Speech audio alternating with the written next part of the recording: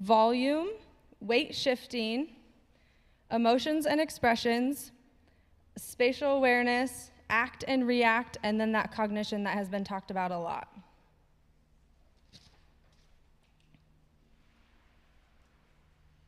So why incorporate acting? So with acting, actors have to be intentional. That can be something that's really difficult for persons with Parkinson's to do, is have intentional movements. But when you are intentional, it helps with your movements. It also helps you utilize your voice to project to audiences. That audience could be one person, or that could be a whole table full of people. Cognition, again, recalling of script, that is dual tasking, that is not getting distracted by other things in your environment. Emotions, so inviting others into your world of understanding. And then also a big word called neuroplasticity. We really stress it on with life, but it helps with the new learning.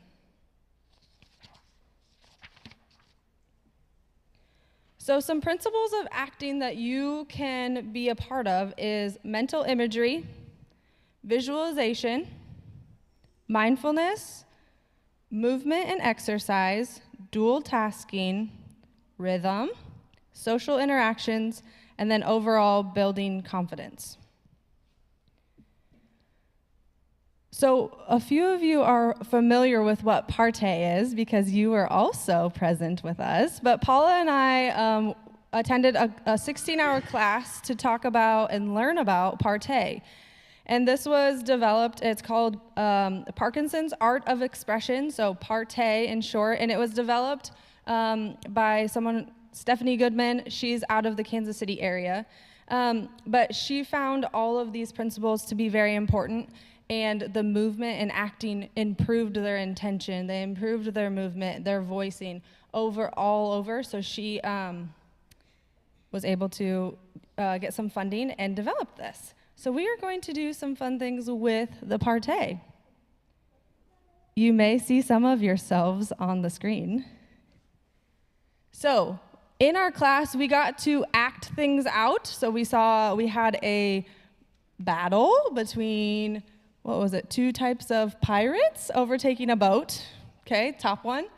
The bottom one, we were jumping like frogs, acting like alligators, going through the forest. So to start, we're going to start on the left side of each section pew. Okay, so that is the first person to start. If there's only one person in the row, which maybe you, but you can always throw backwards. Okay, so what we're going to do is I'm going to give you an object to think about having in your hand. I want you to think about the weight of it. I want you to think about what it actually feels like. And I want you to think about how you might pass this down your row, okay? So you might pass it. Some of you are spaced out enough, you might have to think about how you would toss it. So the first one to think about in your hand is a wadded piece of paper. So picture it. Crumple it up. Crumple it. Hear how it sounds. How heavy is it? Okay, so the person farthest left has their piece of paper. They are going to pass it to their left. How are you going to pass your wad of paper? Does it take a little bit of effort to get it to the next person?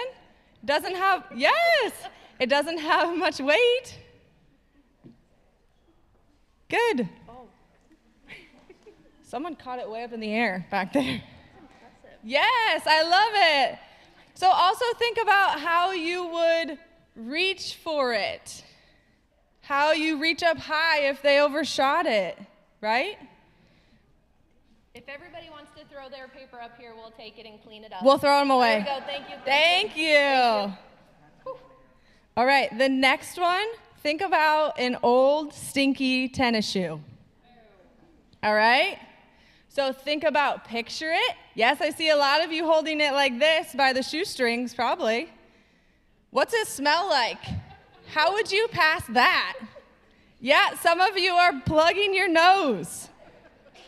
Some of you are barely trying to just whip it out of your hand, right? Good face. Oh, we have some spinning it around by Spinning, the woo!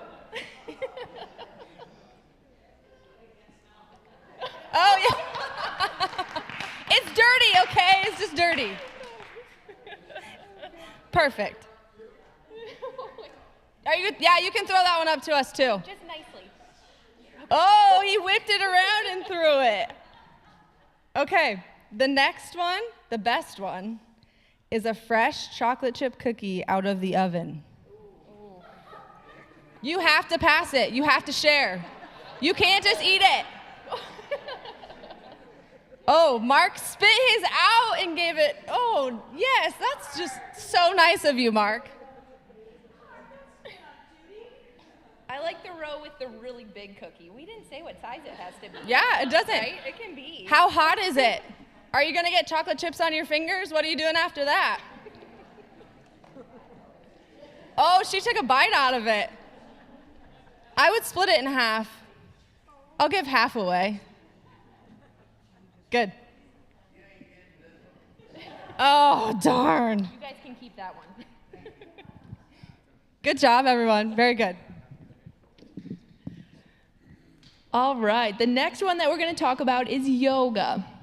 So yoga combines physical postures, breathing techniques, and relaxation or meditation, which is a combination of some of the things we've already talked about. The nice thing with yoga is that it's a low-impact exercise for both the body and mind, and it's adaptable based on physical mobility. A couple years ago, when I thought of yoga, I thought of the top picture there, and I thought that is not the activity for me. But there are tons of modifications you can make, both in standing and sitting, on the floor, using different equipment to help. Yoga is nice too because you can practice it alone really effectively or in a group setting as well. So some of the benefits of yoga is that it helps improve breath control, because a lot of those times you're working on deep breathing. I think everybody just sat up a little taller when I said that, which was great. And we know with Parkinson's disease, it tends to pull people forward, right? And gravity's working on your body and tightening the muscles here. So we want you to get really good breath support to help prevent infections, pneumonia, anything like that. Yoga can also help with reducing tremor because of that relaxation and mindfulness piece. It can improve stability and balance, reduce rigidity by improving your flexibility and stretching out those muscles, reduce anxiety, and then just help relax. Some of the considerations to take with yoga is to think about positioning and how you feel safe with positioning. So are you more comfortable in a seated position, or do you feel like you can do the challenge in standing? There's different assistive devices you can use, such as yoga blocks to help with positioning, or straps to get a deeper stretch if you can't reach where you need to. And then you can also use music or voicing with yoga as well. So listening to music during it can help just deepen that relaxation piece. And then there also are some voicing techniques such as humming that you can do as well. The music and voicing can help reduce stress, increase dopamine, and just improve the fluidity of your movement. Here are some of the resources that you can use for yoga. The APDA does have virtual yoga classes on their website. There's a Yoga for PD YouTube channel as well that has a ton of different variations you can choose from. You can look on the Parkinson's Foundation for resources, or the Cedar Rapids Metro Parkinson's Association. You can just look at your local wellness centers. Yoga doesn't have to be specific for Parkinson's. You can join any of those classes as well. And then again, one-on-one with a therapist or personal trainer. Another resource Chandler just added is Love Your Brain. So that website has some really good yoga videos and meditations as well. All right, so let's practice some yoga. I believe .com, actually, for that one. What about goat yoga? Janet wants to know about goat yoga. I missed that. Goat yoga. Oh, goat yoga. Yes, if we want to add in that fun piece, we can add goats in the mix. Yep, okay, good. .com. All right, so with this one, everybody scoot to the edge of your seat again. Yes, and I want you to start with sitting up really nice and tall. So tall posture. Think about if there was a string kind of connecting through your spine and somebody pulled that string up to bring you up another inch or two. Good. Okay, go ahead and put your hands on your belly to start with, and I want you to take 3 deep breaths. So deep breath in your nose. Good, and out. Good. Deep breath in, and out. Good. One more deep breath in, and out. Doesn't it feel good to breathe? I think sometimes we forget throughout the day to take those deep breaths. So let's increase that a little more. This time when you take a deep breath in, I want you to raise both arms up over your head. And when you breathe out, you'll bring your arms down. Ready? Here we go. So deep breath in, arms come up. Good. Deep breath out. Good. There's one. Let's do 2 more. Deep breath in. And out. Deep breath in. And out. Good. Now place your hands on your knees. The next one we're going to do is called a cat-cow position. You'll see the 2 moves up there. So first I want you to think about rounding through your spine. Think like a cat that's angry or hissing. Good. And then the opposite, you're going to lift your chest. This one's considered a cow because of that kind of sway back posture you may notice. Good. Okay, deep breath in. Good, back to that cat position as you breathe out. Good. Deep breath in. Oh no, I think some people are getting a little too relaxed. Yeah. Good, and breathe out, round through. Good. Let's end with one more. Lift that chest up. Very good. Okay, and then the last one we have here are just some trunk rotations. So I want you to take a deep breath in. As you breathe out, turn and reach towards your opposite hip or leg or pew, whatever you can reach to support your hands on. Good. Take another deep breath in and then switch to the other side.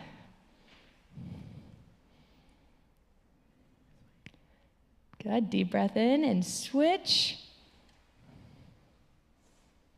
Good. See if you can go a little further this time. Can you find something in the back that you didn't see before? Maybe it's the prize back there for the bingo card drawing. Check that out while you're looking. Good. And turn again. Very good. Come back to center and then hands together. Namaste.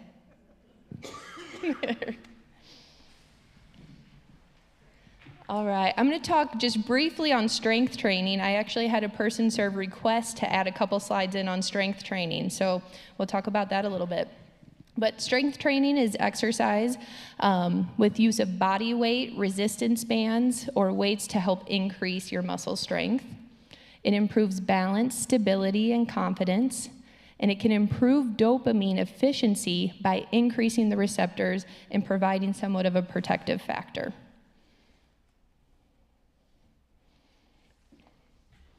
So a couple recommendations on strength training. The first one is to focus on form. It doesn't really matter how much weight you can lift if you're not using good form, and that ends up resulting in an injury. So you want to start with low weights and really focusing on your posture. You want to try to target the 5 major muscle groups, so that includes chest, back, legs, arms, and core. And some people even prefer to split that up by different days as well. While splitting that up, pay special attention to the extensor muscle groups or the groups along your back or hip. Just like we said with Parkinson's disease, it tends to bring you forward, and so you have weakening of the muscles on the back side of your body. So if you can work on strengthening those, it can help with posture, stability, and balance. You want to build your program and progress slowly so that you're keeping your muscles safe.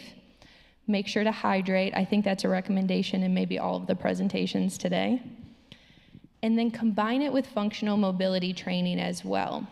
Generally, the research says strength training is great. Keep doing that, but it doesn't necessarily translate to improvements in functional mobility, such as standing up or getting out of bed or those kind of things. So you want to make sure you're practicing your functional movements as well.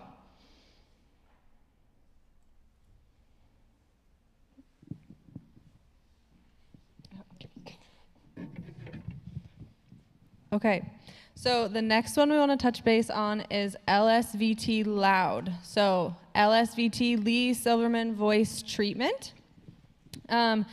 This was an intense program that was developed for voicing for individuals with Parkinson's disease and other neurological conditions. It's an intense program where we work on the mismatch perception of systems within the body. So specifically for loud, we're working on the mismatch perception of your voice. So we use large amplitude ideas to bridge that gap between what appears typical for individuals with Parkinson's and what is typical volume. So individuals with Parkinson's, you may know, you sound really quiet like this, but you think that you are talking like this. So matching that perception of amplituding that voice extra loud to find that mismatch in between. So it also increases volume, it increases articulation, and it also increases that breath control and support. So even with yoga, we talked on getting that big belly breath.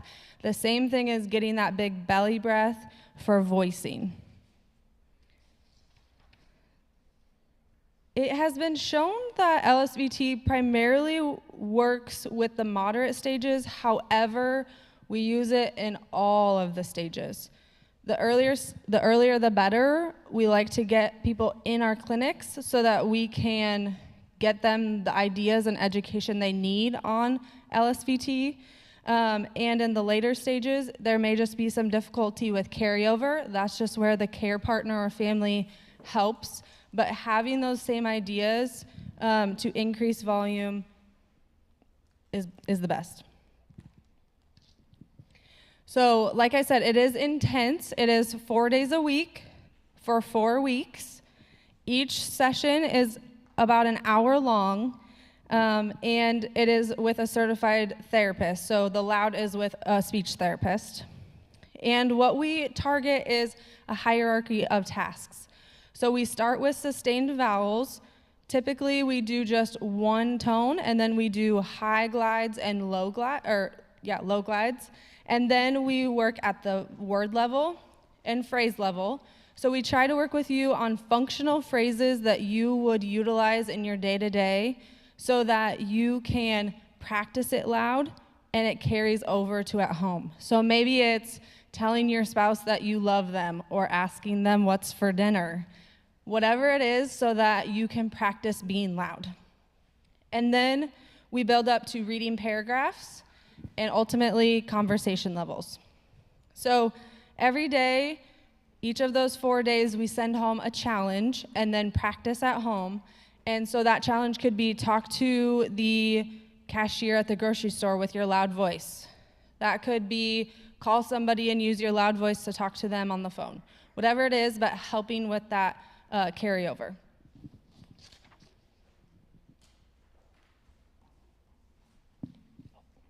Back up. All right. And then I'll talk a little bit about LSVT Big. So Big was created based on the loud principles, but it's the movement piece of it. So it's a standardized exercise protocol with the goal of normalizing movement patterns through recalibration of the sensory system. So kind of like Chandler explained with voice, it's similar with movement. You may feel like you're moving normally or with large movements, but that's not what others see. And so it's kind of pushing those boundaries and making you move larger than you would expect to help bring your movement patterns back to a more normal range. The exercises and cues are specific for Parkinson's deficits, and they including slow movements, small movements, and kinesthetic awareness. Similar to loud, except for big is administered by a certified physical or occupational therapist. It's just as intense, so 4 days a week for 4 weeks with 1-hour sessions and one-on-one with a therapist. This also allows the therapist to kind of monitor how you're doing from a safety standpoint and provide modifications as needed. So there's a standard protocol that's completed in standing, but we can also modify to seated or even supine or laying down exercises as well. Okay, so who is LSVT appropriate for? So really, as you can see, all stages, early, mid, late stages, as well as atypical Parkinson's disease, and then other neurological conditions as well, such as stroke or brain injury. How can you look up starting with LSVT? So if you go to the LSVT website, you can actually search for a clinician near you that's certified. Or come to On With Life. You would need a physician order for therapy to begin, and then it's also included and covered by your healthcare insurance. When is LSVT treatment appropriate? As soon as possible. So as soon as diagnosis into those later stages of Parkinson's. And then also just including that homework during the program and tune-ups, which Chandler will talk a little more about on the next slide. Okay, so generally with tune-ups, we like to have individuals come to see us for loud, for big, and then they come for intense and maybe even continue with traditional therapy, and then they take a break. And with that break, we want you to continue practicing and exercising at home, but it's going to be a short break, and then you're going to come back to see us and make sure that you're all tuned up on your exercises. A few ways that you can do that is at On With Life, we have big check-ins. So it is a monthly check-in. It's in person or hopping on virtually to have a physical or occupational therapist make sure that you are doing your exercises correctly and big. There's also, through the LSVT website, there's Loud for Life, so practicing the loud exercises. And then there's also homework helper videos, so if you feel like you are done with therapy for a while, but you kind of just need a refresh and you need to be reminded of how to do certain ones, there is some videos on the LSVT website, but also On With Life Outpatient has some videos online, and if you have been a past person served, we can get you those resources as well, so just stop us afterwards. And then like we have been talking about, regular tune-ups, so coming every 4 to 6 months to make sure that you are on top of everything. For LSVT. So it's lsvtglobal.com is where it gives you all of the information. If you want more information specifically about what we do at On With Life, you can come touch base with us. So in all, there's several therapeutic interventions that help and are beneficial for individuals with Parkinson's. We hope that you had lots of fun today, and thank you for participating. Otherwise, we would have looked like fools up here. But therapeutic interventions can improve both the motor and non-motor symptoms experienced, and it also helps with progression of the disease. And it helps, hopefully, to explore options that you may find interesting and ways to have fun doing it. Thank you.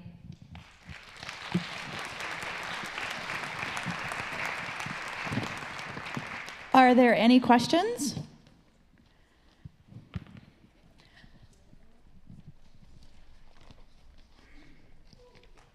Is your hand up just so you can block the sun?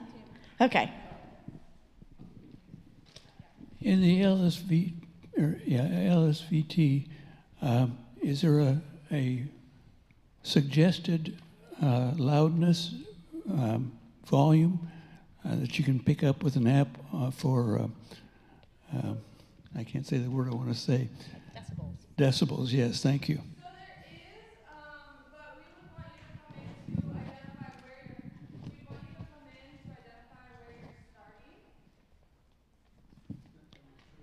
What she said. There we go. Okay, so we would want you to come in to do an evaluation to see where you're starting and if you're stimulable to be increased by like a model or with a therapist. And then from there, we would help set what is a good level for you.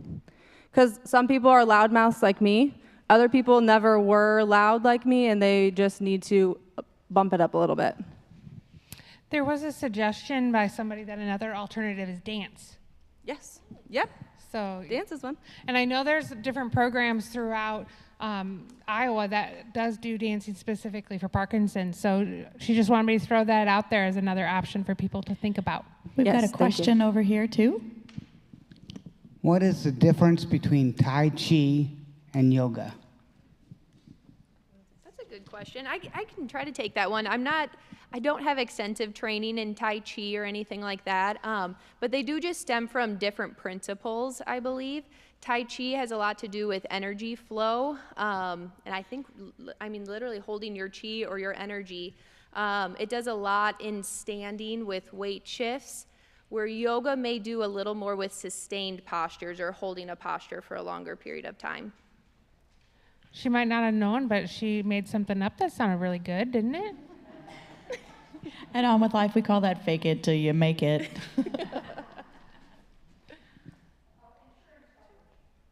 Yes. Insurance coverage for therapy in general, or?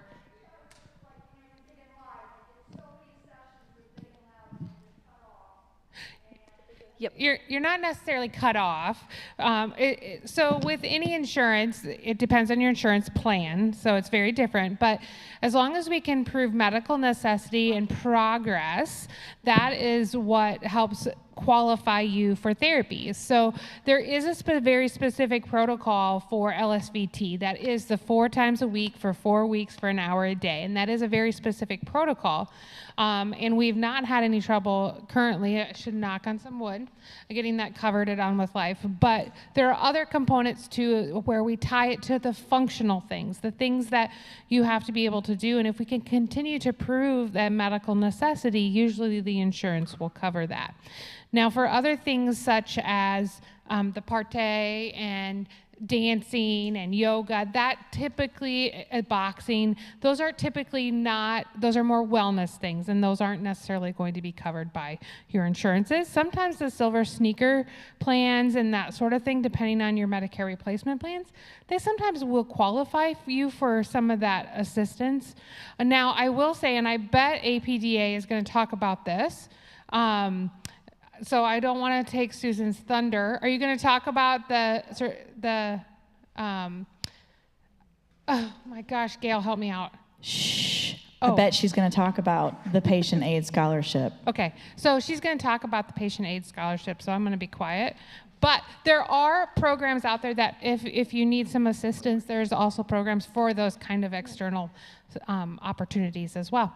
I think one more thing to add with insurance is it's good to know that with insurance, it's not just one and done when it comes to therapy. Insurance does support checking in with therapists at least once a year, if not more if needed. So I think some people think, yeah, I've been to therapy once and I'm good to go, I learned stuff. But we're there to kind of meet you where you're at along the way. So insurance will cover regular check-ins too. Yeah, that's a great point. You know, really the idea is to keep you in your home as long as you want to remain in your home and be as independent as possible. And you're right, a lot of people perceive, oh, I've done the therapy, I can't go back, but that is not the case. It really is going to a facility or an outpatient program or somewhere that can help, the thing about Parkinson's, it is a progressive neurological disorder. And so it does allow some different kind of ways for us to be able to continue to get you maintained and overseen from a therapy aspect. Okay, one last question back here. Are there any LSVT therapists in the Quad City area? Why, yes, there is. Genesis, correct? Yep.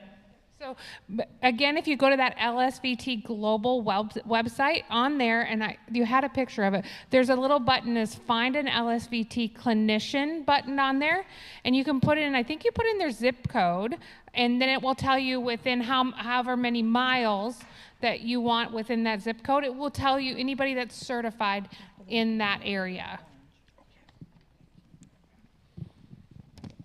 All right, we are. Thank you so much, guys. Big round of applause. Yes.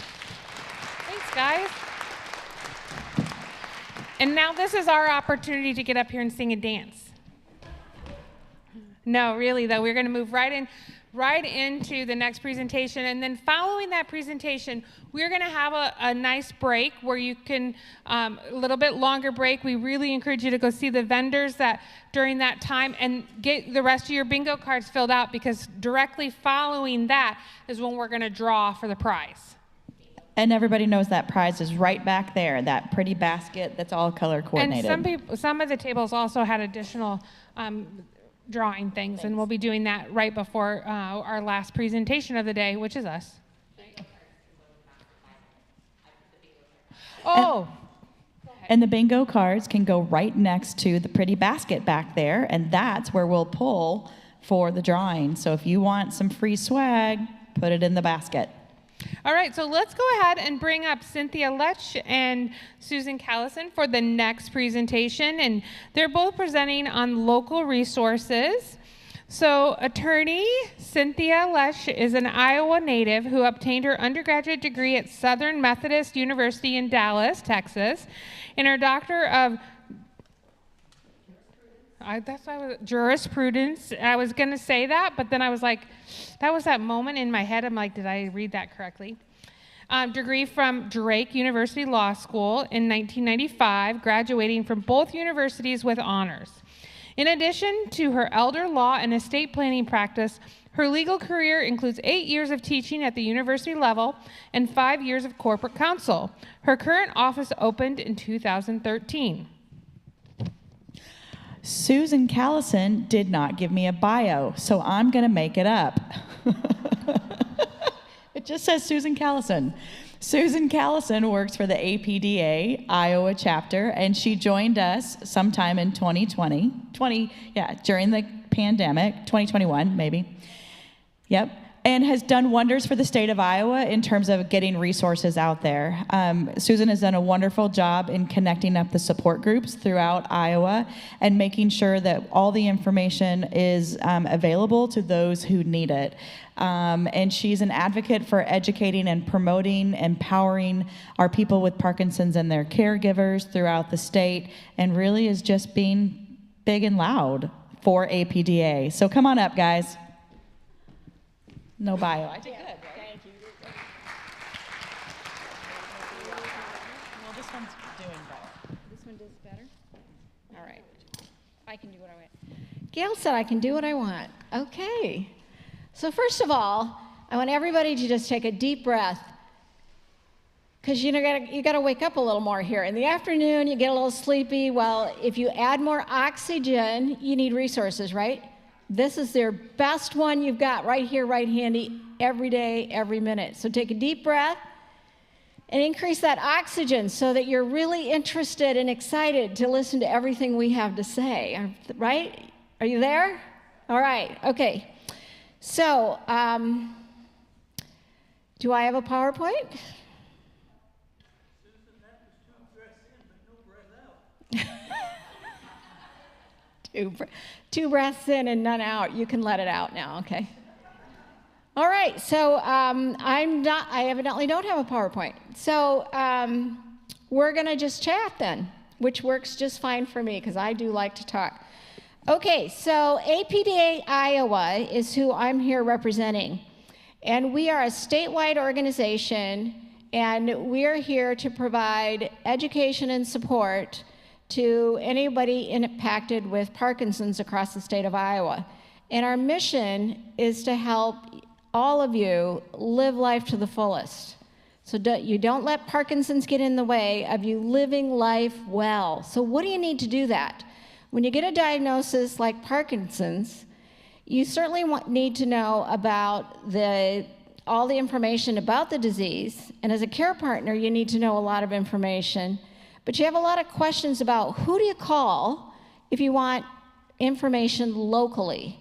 And so the first call you make is to APDA Iowa, because that's our role, is to help you find education and support wherever you are across the state of Iowa. So I'm going to review some of the options that we have available. And in your bags, you all got one of these. It's a resources sheet, and I'm just going to tell you about these 4 to start with. So all over the state of Iowa, there are local area agencies on aging. And so in this area of the state, it's called Heritage Area Agency on Aging. And you have their phone number in your bag. If you live over further east, it's called Milestones. If you live in Des Moines, it's Aging Resources of Central Iowa. So, and those of you, I know there's some folks online in Okoboji right now, and so that's a different area agency on aging. But there's one in every area. There's 6 of them around the state of Iowa.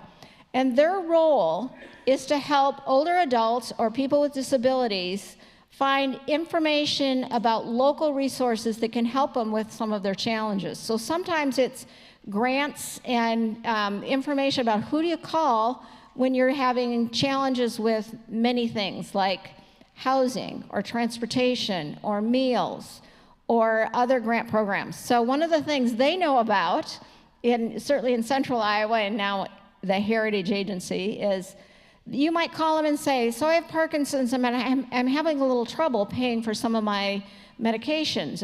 Is there any money out there to help us with that?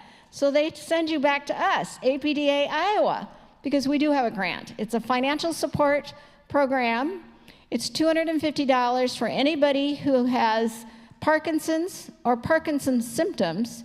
You do not need a doctor to say that. You just attest that you have it, and you can apply for the grant. You'd use it for any expenses because you have Parkinson's, but we're not even going to ask for receipts. So you just say, yes, I need the money, and you send us the application. And you can find that on our website.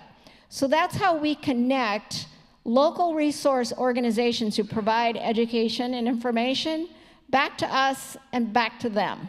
So we try to work together. So one of the people you need to know about here, Heritage Area Agency on Aging. Someday you might need them, you give them a call, and you can just say, here's what I'm dealing with, what resources are out there and available. The next one on this list is Family Caregiver Center of Mercy, and this is in Cedar Rapids. So if you live in the Cedar Rapids area, this is an amazing program for caregivers to help those folks better be able to manage their role as a caregiver. I live in the Des Moines area, and I heard about them many years ago about what an amazing job they do to provide education and support for caregivers. The next one on this list is the Johnson County Aging Services. So it's for Johnson County if you live in this county. There's a program available, and they can help older adults and caregivers with information and referral, aid in accessing supportive services, and care coordination. Sometimes you need that. You need care coordination. What does that even mean? It's like I need help to coordinate the care that I need for myself or my loved one. Jeff over there can help you do that. And then I also listed the Cedar Rapids Metro Parkinson's Association. So that's, again, another organization. They help with support groups, both in the Cedar Rapids and Iowa City area. Because, you don't have to do this alone. Nobody's alone. You need to reach out to the local programs and services. So in the state of Iowa, there are other resources that you can access. One of them is Easter Seals provides adaptive equipment, and they have an exhibit table here, and as well as many other people who have tables out here. The Alzheimer's Association helps people with any kind of cognitive loss. Doesn't have to be Alzheimer's, and they're here answering questions. If you need more information from the Parkinson's Association, I want to give a special thank you to Kay. She's sitting at our table today. She's our vice president and is a tremendous volunteer. So you can certainly stop by there and get more information. Other statewide resources are listed in our new member packets, and you can call our office and we can send those out. We usually give them to our doctors and clinics, and some are available at On With Life, and they have a list of statewide resources.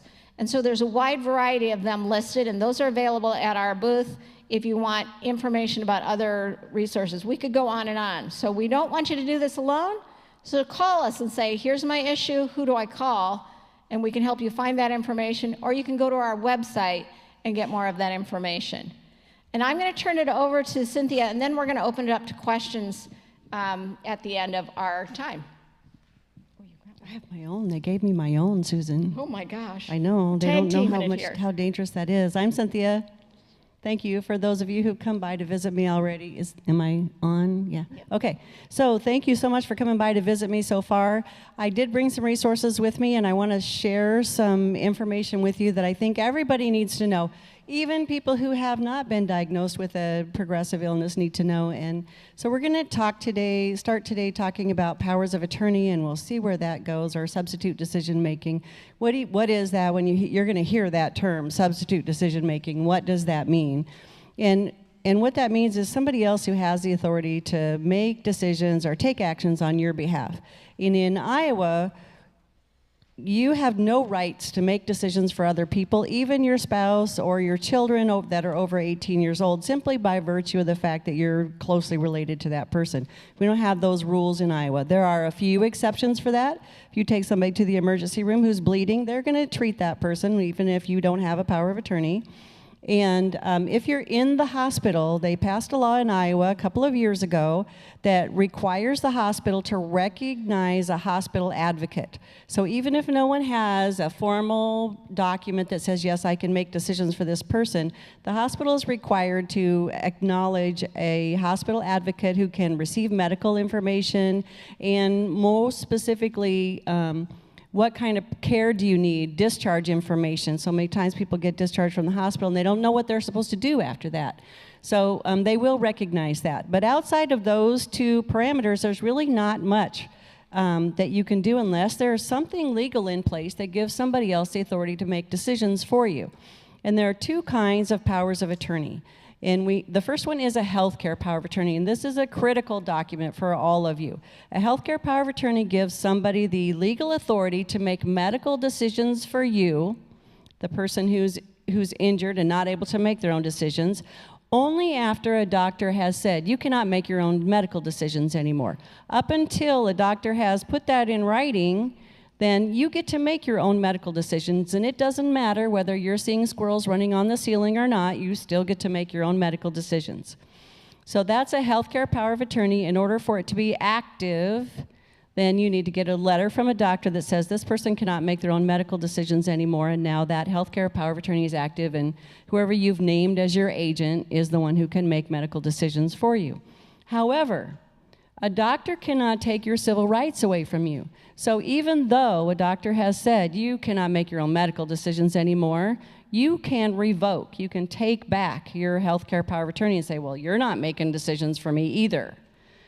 That's kind of a scary situation to be in, and there are people who do that, and what happens if somebody does that? They say, well, I'm revoking my power of attorney, you don't get to make decisions for me anymore. Well, the most common things that happens is people put their fingers in their ears and they go, la, la, la, la, la, I didn't hear that. And then everybody just ignores the fact that that person said, you can't make decisions for me. But legally, what would happen is we would need to get a guardianship. So a guardian is a person in Iowa who kind of takes the place of a parent and is the one who gets to say, when do you go to the doctor? Where do you live? Make sure that you have food and clothing and shelter. That's a guardian's role in Iowa. It's very expensive to get a guardianship because now we are taking somebody's civil rights away from them. So powers of attorney, you're not giving up any of your own civil rights. A guardianship is where you have lost some of your civil rights. And because we're taking civil rights away from somebody, there's a whole process that we have to go through, and it's very expensive, even if everybody agrees. that we need a guardianship. There still is a process. There's going to be at least 2 attorneys involved, maybe 3, and it's going to cost you $3,000, $4,000 to get it in place. How do you prevent that? Get healthcare powers of attorney in place. Very often, a healthcare power of attorney includes something called a living will, also called an advance directive. Those are sort of interchangeable terms. And that's that piece that says, if I have a terminal illness and I am going to die soon, and I cannot tell you what I want, then here's what I want. So that's an important document to have, a living will. You don't have to have one. You can say, and I don't want to make these decisions. My agent's going to be able to make all those decisions for me. It's up to you if you want one or if you don't want one. So that's the healthcare power of attorney. The other one is a general durable power of attorney. That's for everything that is not medical decisions. So it could be for helping you with banking. It could be for calling the phone company, calling the utility company, dealing with the mortgage company, talking to the people at the assisted living facility, taking your pet to the vet to get a shot, all kinds of things we don't think about that we need, that somebody actually needs the legal authority to do for us. That's a general durable power of attorney, which also can be revoked at any time, even if you are seeing squirrels running along the ceiling. So no one has taken your civil rights away from you by virtue of the fact that you have granted them the authority to act as your agent under a power of attorney. And I know a lot of people are very afraid of that. Oh, I don't want to give up my rights. Powers of attorney don't give up any. You don't give up any of your own rights. If you are serving as an agent under a power of attorney, you should keep track of what you've done using that authority. There's a little booklet on my table. This is just my own booklet that I made up. You don't have to use it. You can use any book you want to or any paper you want to. But think about this. Think how much you're doing. If you're using a power of attorney now, think how much you're doing care coordinating, all kinds of things. And if you get hit by a bus, who's going to take over for you, going to know what you've gotten done, what you're in the process of doing if you haven't been keeping a record? So that's just, I can talk for 3 hours on why is it important to keep records, but we're not going to today. Just know that it's really important to do that. Okay, that's the substitute decision-making, the start of substitute decision-making. So if we don't have powers of attorney, my 5 years of corporate counsel experience that they talked about, that was at On With Life, and I'm very grateful that I have the opportunity to be here today, and they're such a wonderful organization. It took me 2 years after I left there to stop saying we whenever I referred to them. And, but I can tell you that of all the people that got treated at On With Life, not one of them got a card in the mail 2 weeks before their brain injury to say, oh, you're going to have an accident and you need to get your powers of attorney and your affairs in order. Doesn't happen. So you do it now. It's really important. And what happens if you don't? Then we're at the courthouse getting a guardianship and a conservatorship. How do you get one of those? Yeah, it's a complicated process. If everybody agrees, you know, we can still get through the process, but it's still very expensive, but it can be done. But sometimes we're hesitant to do that because, especially when we've got this issue where, well, I have a medical problem, but I can still make my own decisions, and I don't want to give up any of my own authority. And in Iowa, we have the judges are required. It's not all or nothing. The judges are required to consider least restrictive. So, and a lot of people do not know this. Least restrictive, what does that mean? Well, one of the things that means, this is the situation that arose in my life and can arise in your lives, and that's because of the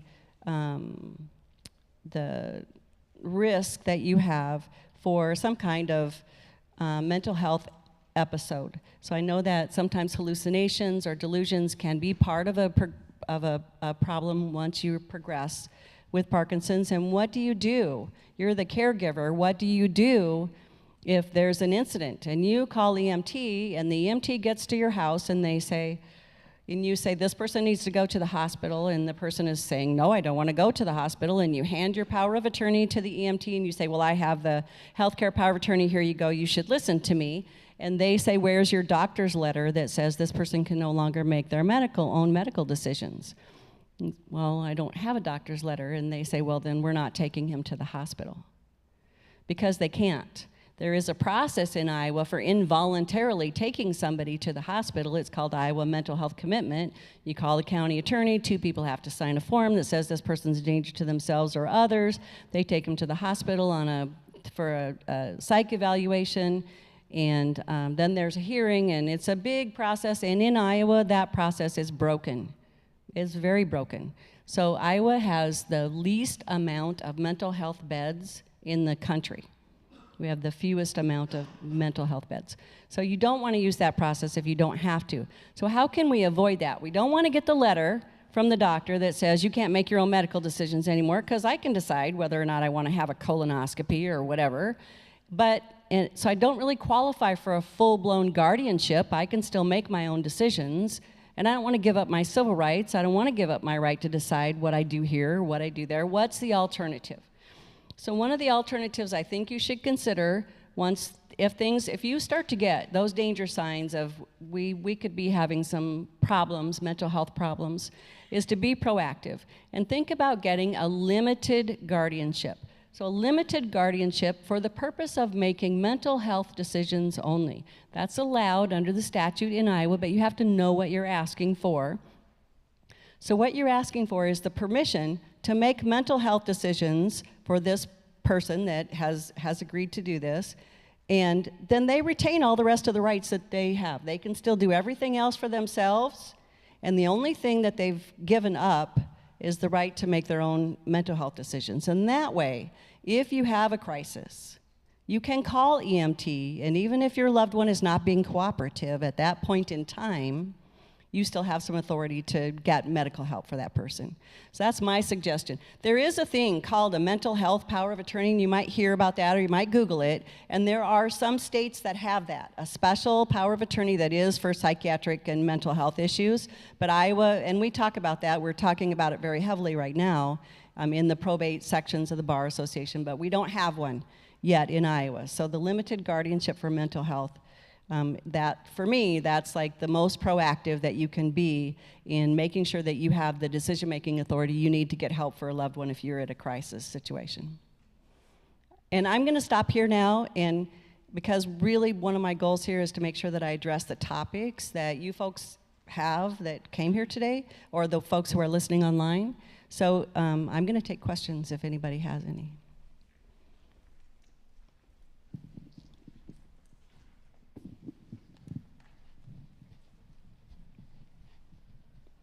I can talk about estate planning too if you want to branch off into that. Good afternoon.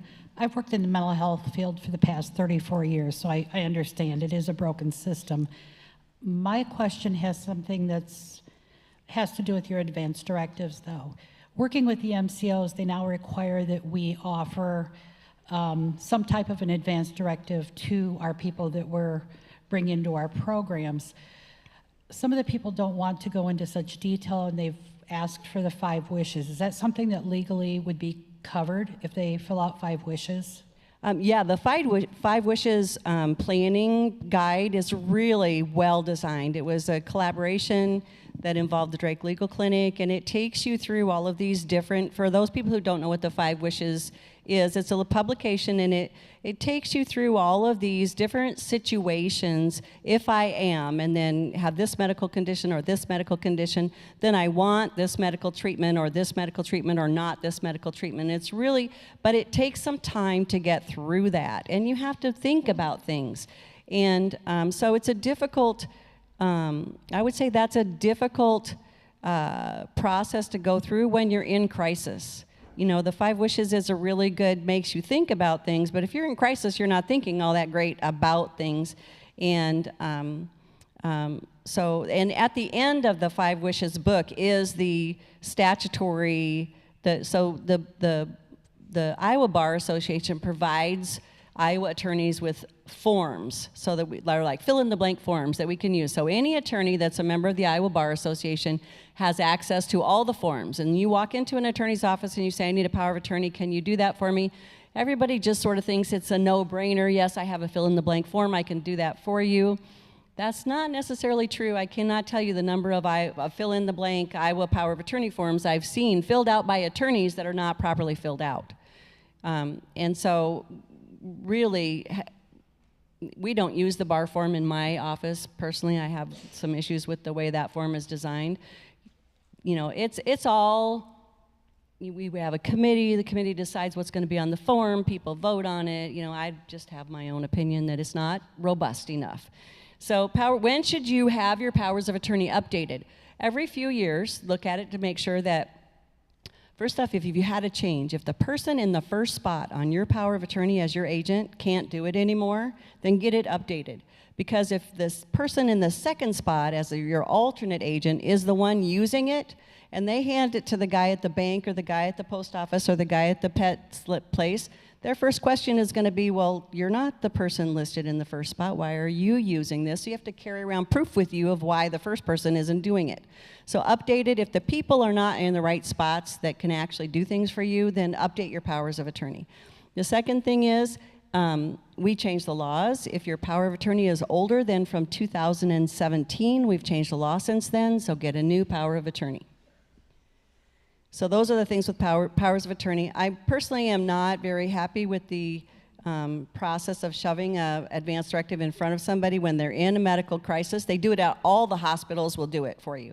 They'll say, oh, do you have an advance directive or a healthcare power of attorney, and they'll shove one in front of you to sign.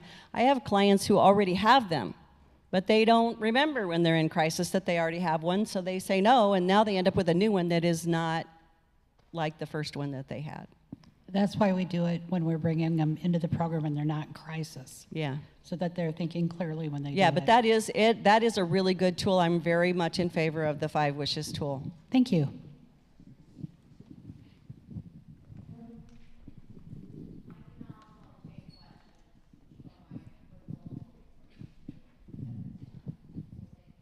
My question is for Cynthia. At the beginning of your talk, you were talking about somebody to provide help in decision-making process. How is that the same thing as palliative care or something similar to that? Well, if the doctor has said you cannot make your own medical decisions anymore, then if you are at that place where they're trying to decide what level of care are you going to receive, then the person would have the authority under the healthcare power of attorney to make those decisions. Does that answer your question? No, really, how does it vary from palliative care when they're coordinating with all the doctors involved? How does that differ from the palliative care where there is a person coordinating all the doctors that are involved with your health and wellness? Well, coordinating your care and making sure that everybody's on the same page and everybody has information is a little bit different than decision making. So on our power of attorney, there's another little piece of it, which is the HIPAA release. And that's the privacy release that says who can be in the medical conversation. And so the HIPAA release is effective, even though the healthcare power of attorney is not effective until a doctor has said you cannot make your own decisions. The privacy release is effective now, so that those people can be in the conversations. So if you're still able to make your own decisions, then you can still make your own decisions even in palliative care. And the person who has the HIPAA release for you can be involved in the discussions of medical providers to provide information, but they don't get to be the decision maker. You still get to make your own decisions. Oh, also one other thing, I have seen hospice refuse to provide services to people who had elected not to have a living will. So, because the living will says, don't do basically it says, don't just try to keep me alive for keeping me alive's sake, I want to die naturally. That's the very short version of what is a living will or an advance directive. And hospice's mission is to provide comfort care while someone dies naturally. So if you haven't said that's what you want, then the alternative is they have to do whatever they can do to reasonably, even some people say more than reasonably, to try to keep you alive longer, and that's not the same as the hospice mission. So we've had calls in our office where somebody who's a guardian, for example, wants somebody to go to hospice, and the hospice is saying we can't take them because they don't have an advance directive. And so then it creates a problem, and then we're at the judge trying to get permission. So I have a question from online. Do you recommend getting a limited guardianship for mental health issues as soon as there is a diagnosis of Alzheimer's or Parkinson's or Parkinson's?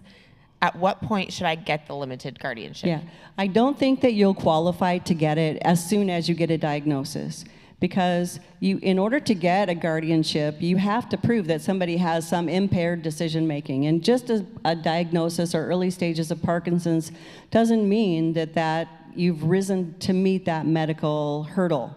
And so you will need something from a doctor when you go to court to say, I want, even if the person, we can do a voluntary. So you as the caregiver or the family member don't have to be the one to do this yourself. The person who has the diagnosis can file an application for a voluntary guardianship.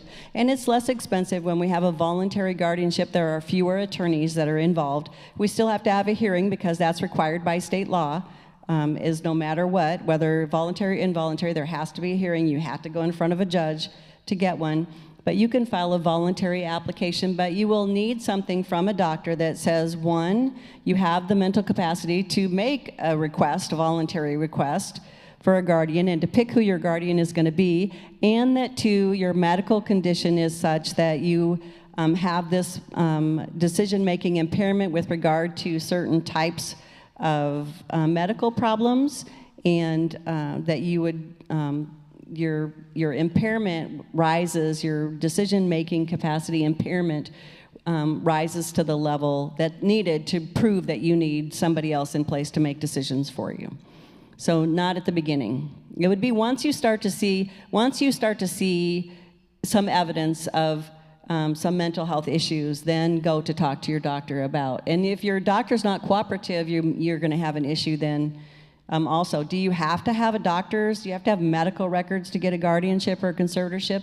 No, you have to have evidence, and medical records are a form of evidence. So other evidence could be other people who are in your care circle and have direct interaction with that person and can testify to the mental health issues that are happening. So I'm just going to ask a question that we often get in a support group, and this is going to take us potentially down another rabbit hole, so be careful. A lot of it has to do with estate planning, and it has to do with, we always often get questions of to trust or to not trust. To what does it mean when Medicaid does a 5-year look back? How do people protect some of their assets?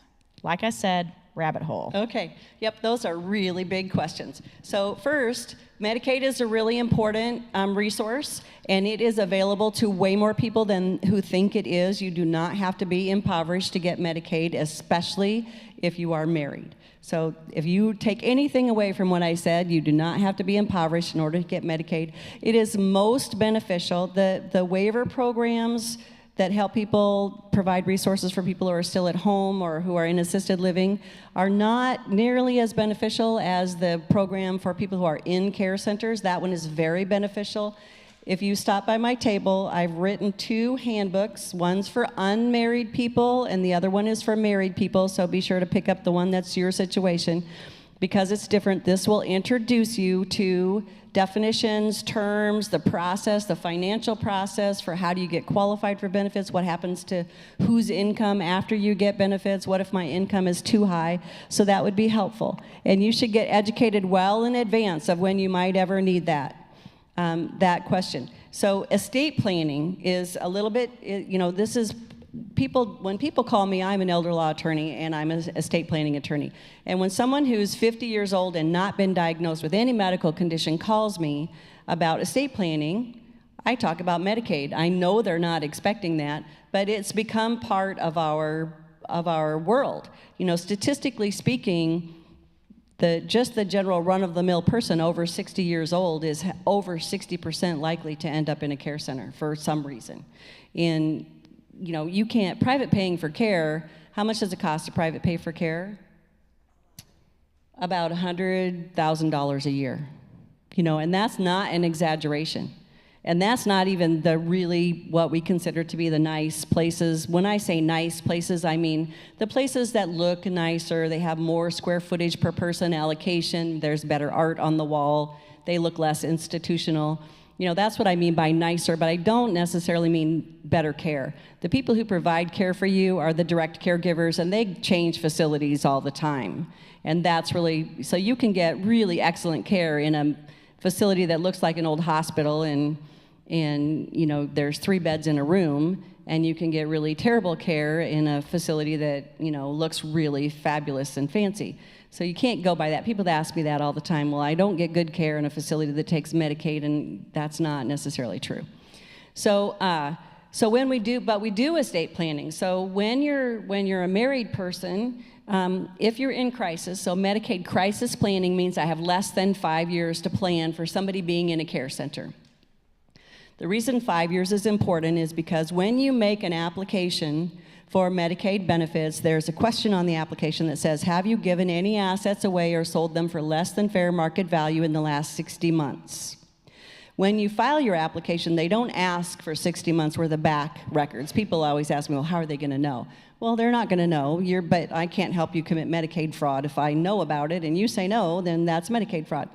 So the 60 months is the look-back period when you can't give gifts away. There's a presumption that if you gave something away or sold your house to your son for half its value, that you did that to qualify for Medicaid benefits, and that's not allowed. That creates a penalty period. The exception to that, there are some exceptions to that. One is your spouse. You can give anything to your spouse, and there's no look-back period associated with that. So, and that's very frequently what we do when we get to crisis planning. So crisis planning is when I've got less than 5 years to plan, and now I'm trying to figure out how can I shift assets around so I can get Medicaid benefits in place. If I have a married person, there are lots of assets I can shift over to the spouse's side of the table. There's a whole process that DHS uses to figure out how much assets can my spouse keep just the way they are without moving them, and I can still get Medicaid benefits for my spouse. The more money you bring to the table, the better that outcome is. That sounds counterintuitive. People think, oh, I'm going to need Medicaid benefits, I better start spending my money. No, that's the total opposite. Because if you bring $200,000 to the table on your date of attribution, your spouse gets to keep $50,000. If you bring $100,000 to the table, your spouse gets to keep $50,000. If you bring $200,000, your spouse gets to keep $100,000. So more is better. There's a maximum. The maximum changes every year. Right now it's $137,400. That's going to go up by almost 9%. There's almost a 9% COLA for next year. So you're going to all get good raises that are on Medicare. Your Social Security is going to go up by almost 9% next year. And all of these numbers will go up, and they go up every year. So look-back period is important for if you're wanting to preserve assets. What type of assets is it that we want to preserve? Family businesses. If you would be sad to have to sell a family business, that's a type of asset that's appropriate for us to preserve. Family farm, if you would be sad that you had to sell your family farm to get Medicaid benefits, that's an asset we protect. Or if you just have a chunk of cash that is not tax qualified money, so not an IRA, not a Roth, not a 403B, not a TIA CREF, not money that's been given preferential tax treatment that you want to protect to make sure is there for the next generation. That's also something we can protect. But we use a very, very special type of trust for that. And you don't get to be the trustee, and you don't get to be the beneficiary. You have to think about it as early inheritance. And so we only use that when it's the appropriate planning tool. Sometimes it is, sometimes it isn't. It's very important that you get really good education on what that is and what the limitations of that are, and that you're working with an elder law attorney, because not all estate planning attorneys understand the Medicaid rules, and you can do some things that sort of shoot yourself in the foot. So you don't get to be a beneficiary of that trust. You don't get the income that comes out of that trust either. And I see trusts come into my office where they've left the income. So you put your farm in the trust, you think it's protected, you get the income from the farm for your life. DHS sees that trust and they go, no, we're going to count the farm as your asset because you get the income from it. So it's really important that that work be done by an elder law attorney that understands the Medicaid rules. If we don't have 5 years to look back, or we don't have anything to protect, then that's crisis planning, and there's really not a point in moving assets around until we're getting closer to needing Medicaid because often there's a financial pain associated with restructuring our assets to qualify for Medicaid. That financial pain comes in the way of taxes. So if I'm liquidating rental properties or farm ground, we're paying capital gains tax. If I'm liquidating IRA money to shift it around, we're paying income tax. And that's typically the pain that comes along with the shifting around of assets.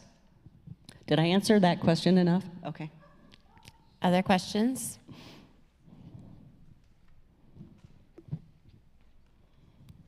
My question kind of goes back to the doctor's affidavit that a person is not eligible for decision making, and you started to touch onto it a little bit. My concern is, so that's great if you have a family doctor that's known you forever and ever. If you move and you have a new doctor, and I mean, that puts a lot of power in the hands of a doctor that doesn't really know you. So what you were saying was that sometimes a family member or another outside party can do an affidavit to, what was it you said about that? Because yeah, when I was talking about that, to activate your power of attorney, your healthcare power of attorney, the letter has to come from a doctor. If we're talking about getting a limited guardianship and we're in court, then it's evidence-based. A letter from a doctor can be evidence, but also personal testimony of people with personal knowledge can also be evidence. And so it has to be somebody with personal knowledge. It's not, well, my sister told me. It has to be somebody who actually knows and has witnessed the behavior that is a result of this medical condition. I saw another hand. Oh, goodness, there's a lot. Oh.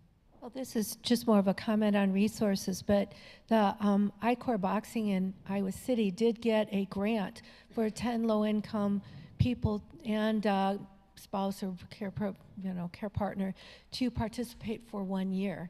So if you've been thinking, God, the boxing sounds neat, but I don't have that kind of money, they do have some scholarships for that. Oh, wonderful.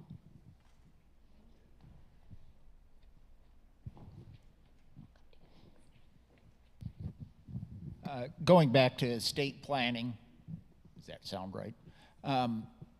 If you're not expecting to use Medicare for 10 years, is there strategies to be used in doing your estate planning now to protect some of the assets? Yes. So I think the question is relating to Medicaid as opposed to, and it's easy to get the words mixed up. The difference, Medicare, everybody gets that when they're 65. Medicaid is that program. And so when we're looking forward, one of the considerations, everybody's different. And so one of the considerations we look at is what are the assets that you want to protect and what's the pain of protecting them?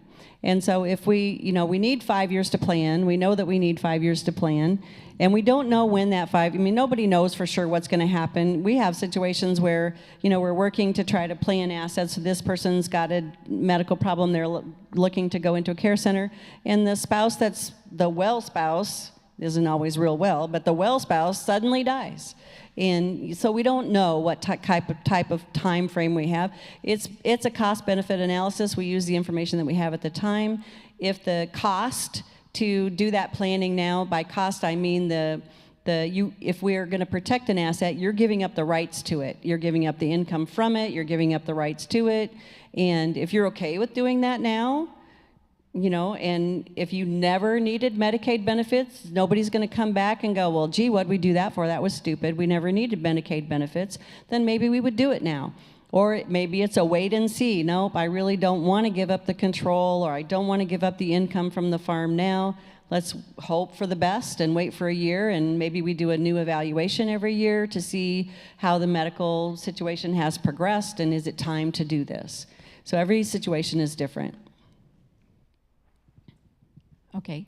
My question goes back to the POAs, and I am a POA for my mother with dementia, Alzheimer's, and had a personal experience with Social Security not acknowledging POAs, and we made it through the process. It was terribly upsetting, but we made it through. Is that true that Social Security, they've told me on 2 different occasions that they do not acknowledge power of attorneys? That is absolutely correct.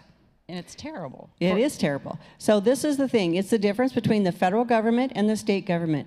So the federal government agencies do not recognize state grants of substitute decision making.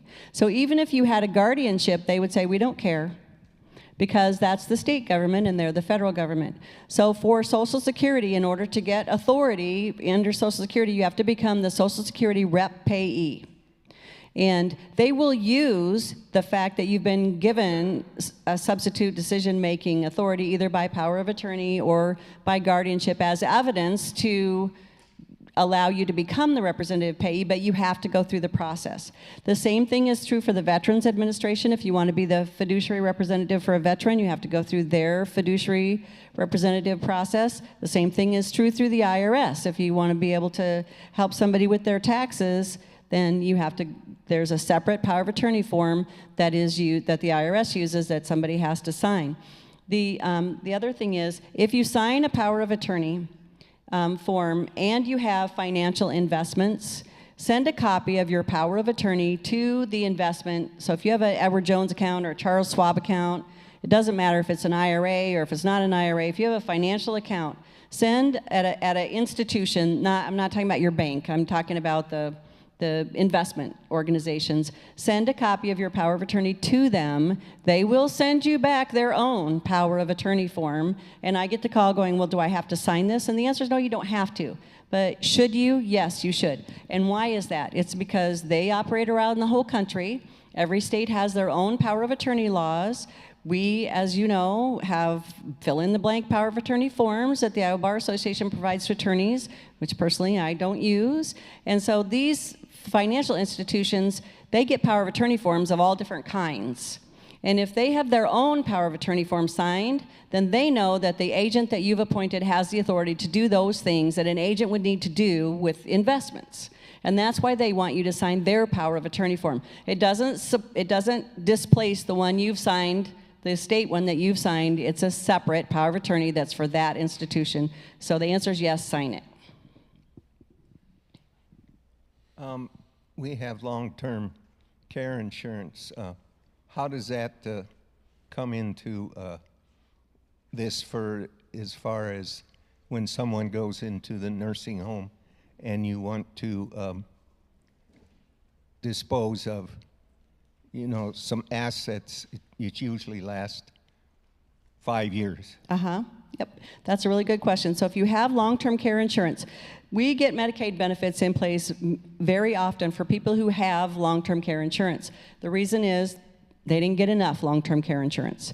So if you have enough long-term care insurance to pay, or enough long-term care insurance and some other investment that you're going to combine together to privately pay for long-term care, that's fine. The 5-year rule still applies. So if you've got 5 years worth of long-term care insurance that's going to pay for the whole thing or other asset that you're going to use, you can still protect some assets. The 5-year look-back rule applies. It's just the 5-year look-back rule, not before you go to the care center, but before you apply for Medicaid benefits. And so if you have long-term care insurance, one of the things I ask people, do you have long-term care insurance? And sometimes the most common answer is no, I don't. But sometimes people say yes, I do, and I say how much does it pay, and they have no idea. So if you have long-term care insurance, get it out and look at it and see how much per day does it pay. Right now, private pay costs at a nursing home around $250 a day. Yeah. So that's just the nursing home care cost. And so if your policy doesn't pay something close to that, and you don't have another investment that you've earmarked to say, well, if I go to long-term care, I'm going to use my long-term care policy and I'm going to use this investment, then your long-term care policy may not be doing you any good. I hate to say that. I really hate to say that, because I'm a huge advocate for long-term care insurance. But if you're going to get it, you have to put a plan in place to pay for the whole thing, not just part of it. You may have already answered this. I just walked back in. You hear me all right? Over here. Is there any spousal protection for assets in the state of Iowa? As yes. You may have already answered it. Yeah, like it's IRAs, it's a federal 401ks. rule. So the Social Security Administration, it's part of the Social Security Administration rules. We call them the anti-spousal impoverishment rules. That's not any no legal name, that's just what we call them. And they allow us to shift assets over to the spouse that is not the one that's applying for Medicaid benefits. Now you have to have a community spouse. What is that community spouse? What does that mean? That means that your spouse has to not also live in a nursing home. So if you're both moving to a nursing home, even if only one of you wants to apply for Medicaid benefits, then you don't have a community spouse that qualifies for us to move assets over to the other person. The other person can be in assisted living. Assisted living is not considered nursing home, and it's a different program. So as long as one of you is not in a nursing home, we can shift assets to the spouse that's not there.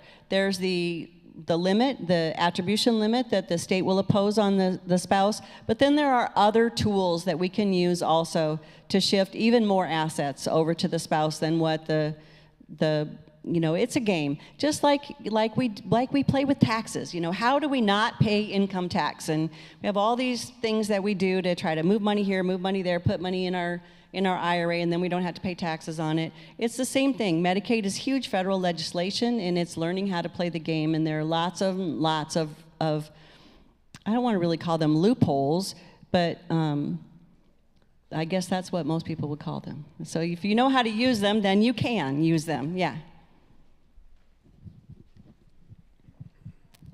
Quick question. You said a number of times that a doctor would be involved in the decision making. Which doctor are you talking about? I mean, is it designated general practitioner, neurologist, or what? Nope, it doesn't matter. If you have a letter from a doctor that says you cannot make your own medical decisions, that's enough. It doesn't matter what doctor it comes from. If somebody attaches that to your healthcare power of attorney, then that will activate it. And keep in mind, these documents, the powers of attorney are as good as whoever you hand them to thinks they are.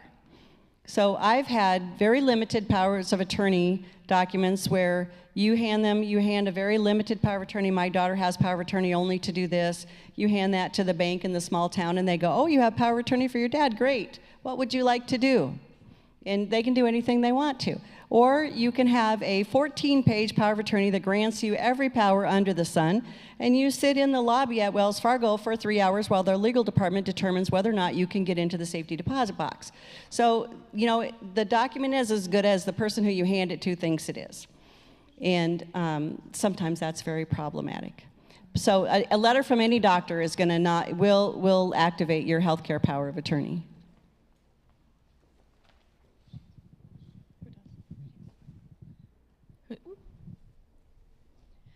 We'll answer one more question and then we will wrap this session up because there's cookies. Woohoo. I guess just one little side note, when you were talking on the Medicaid and one spouse has to be a community spouse, I had the incident, my father was in a nursing home and my mother has dementia, Alzheimer, and we were going along just fine, and we put my mother into the Alzheimer dementia unit in an assisted living place, and they took my dad's Medicaid away instantly because she was not considered in a community. But if we moved her out of the door of the Alzheimer unit and into the assisted living, then my dad was still eligible for Medicaid. So there had been a licensing problem there. Either that or somebody just made a mistake. So if the memory care was licensed as assisted living, then he still should have qualified. If it was their nursing home license that ran their memory care program, then she would not be qualified. Well, he shouldn't lose his Medicaid. He shouldn't actually lose his Medicaid. What would happen is she wouldn't get his income anymore. Right, that was it, yes, Yeah. yes. So she lost his Social Security income and we had to start paying the balance at the nursing home. But it was assisted living, and what they explained it to me was it was because she couldn't come and go as she pleases, because in the Alzheimer's unit, it was a locked sort of portion. It has to do with licensing. Oh, really? And Okay. which license is it that facility that and people tell me that. I say, well, because the benefits for assisted living and the benefits for residential care are different. The assisted living is a defined benefit. The residential care is a comprehensive benefit. And it makes a difference. And I say, is your loved one in a nursing home or in assisted living? Well, they're in memory care. That doesn't tell me anything. There is memory care that's assisted living licensed, and there is memory care that's nursing home licensed. And what matters is which license. Thank you. But the state, here's the other thing. There is the federal law. Medicaid is a federal program all over the country. Then there is, but the states are given discretion in how they want to operate this program under certain ways. So then you have state law. And then you have Iowa Administrative Code. So that's the code that the legislature writes this, that has to do with regulating DHS and what kind of authority does DHS have to autonomously decide how to implement the Iowa law. And then you have the DHS Caseworker Handbook, which is the caseworkers, how should I handle this issue, just their employee handbook. And I can tell you that there are many instances when the state does not follow the federal law, when the state does not follow the state law, when the state does not follow the Iowa Administrative Code, and when the state doesn't even follow the employee handbook. And so, and you know, you're laughing because you've experienced this, haven't you? Yes. And it happens all the time. And the other thing, somebody was talking, before I go quick, I wanted to mention, there is a really huge problem in Medicare, so I'm going to switch to Medicare instead of Medicaid. Is that okay if I do that? Yeah. Okay, so just very quickly. So Medicare, you know that if you have a qualifying hospital stay and you go into skilled care, you're eligible for up to 100 days of skilled care coverage. And the standard, when can they terminate your 100 days early? The standard that is uniformly imposed is wrong. There was a case in 2014, Jimmono, Jimmno, I think. And somebody challenged this because the standard that is uniformly applied is that you have to be making progress. And if you're not making progress, then you don't qualify for skilled care anymore. And he challenged that standard and said, wait, that's not what the law says. I should continue to receive skilled care even if I need it just to maintain where I am. If I need skilled care to maintain or not go backwards, then I still get coverage. And they don't use it. They pull Medicaid early all the time. And that's because people, and this is 2014, people. How many years ago was that? I can't even count. Like 8 years ago, and they're still imposing that standard. And even I was at a conference, long-term care social workers conference, and there was somebody from CHIP who was there, and they said the same thing. Oh, well, if you're not making progress, then you don't get to stay on Medicare, and that is wrong. So if that's happening in your world, speak up about it, because until people start complaining and make them change what they're doing, they're just going to keep doing it that way. Wow. Thank you guys so much. That is a lot of information. That's a lot of information. Thank you. I want to encourage you to go visit both tables, and certainly APDA table as well.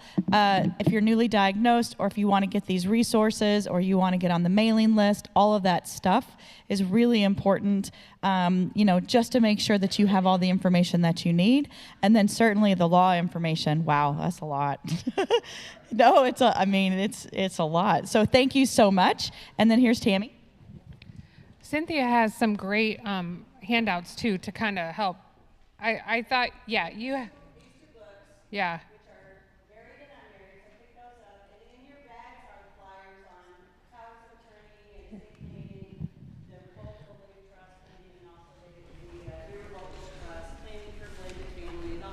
Yeah, I thought I was peeking at your table last night, and lots of great information. So, guys, we actually have a break. We're going to take about 30 minutes. A couple things. One is, for those of you that don't know, but I know there's a group of you here, Grand Living has sponsored our snack break. And if you've not had the Grand Living cookies, you don't know what you're missing. So make sure you grab some out there. They're incredible. And a special extra thank you to Grand Living for sponsoring break.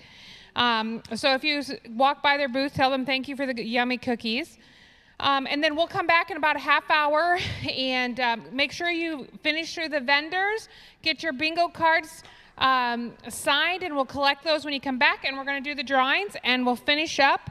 We might even finish a little early so we can get out of here a little early today. Hey, now you're not supposed to give a thumbs up for getting out early. Thanks, guys.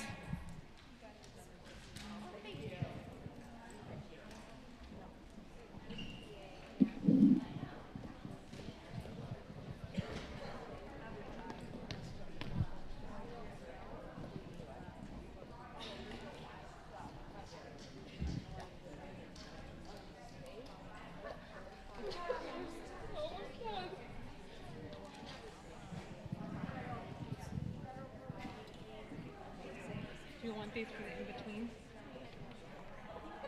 Are you going to freshen up a little bit?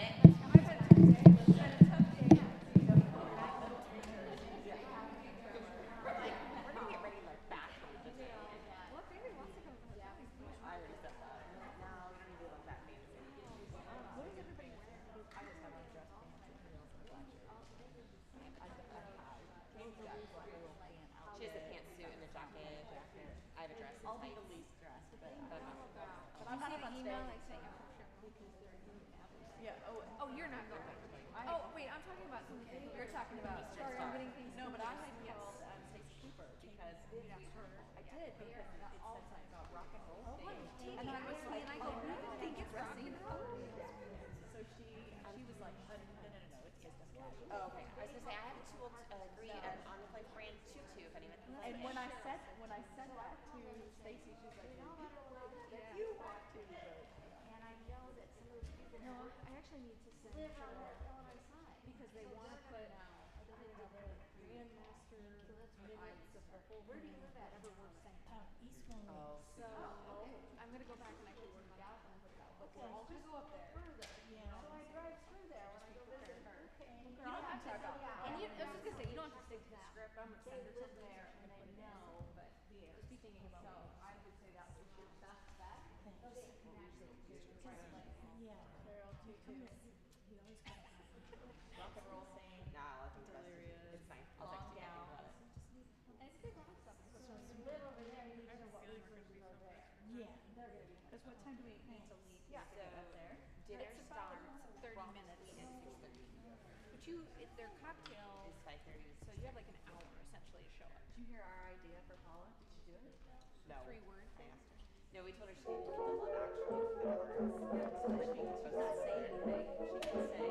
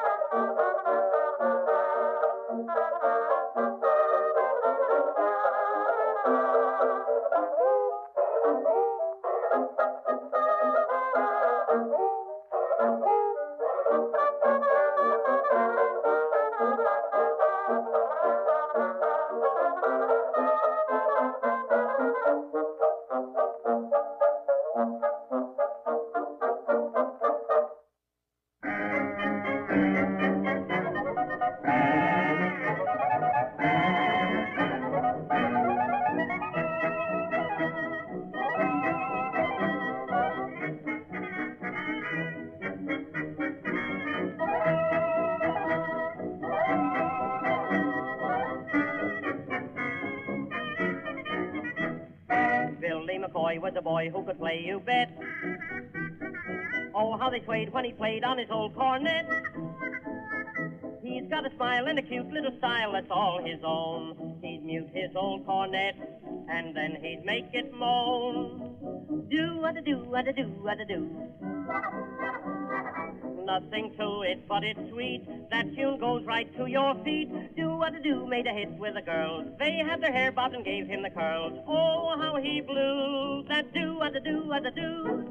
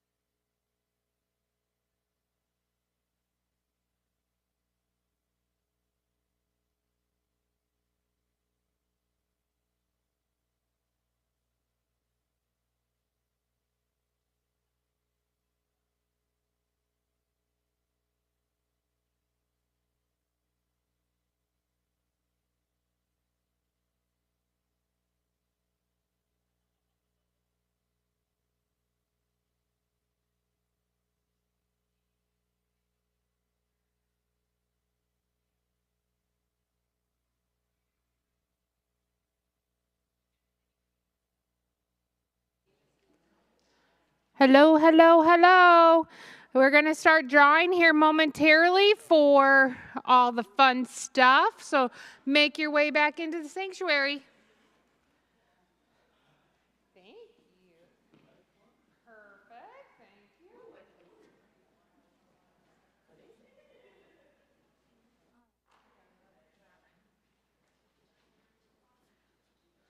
I still don't have slides.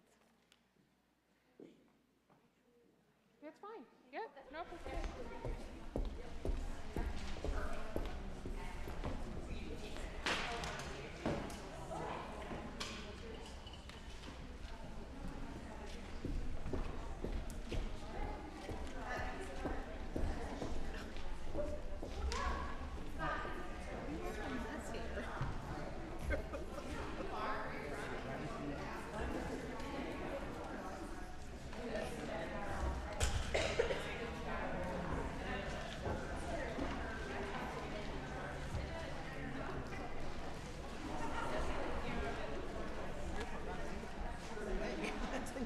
Yep.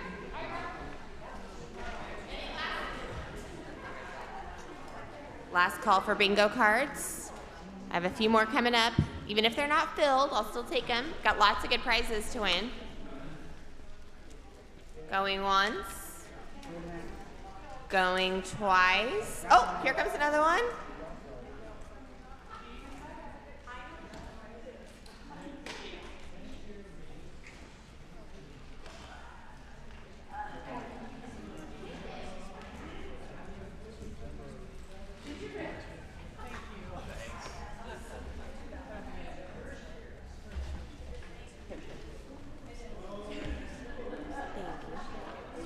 Jeff, are we going to have slides for these guys on here? Or are you going to advance them?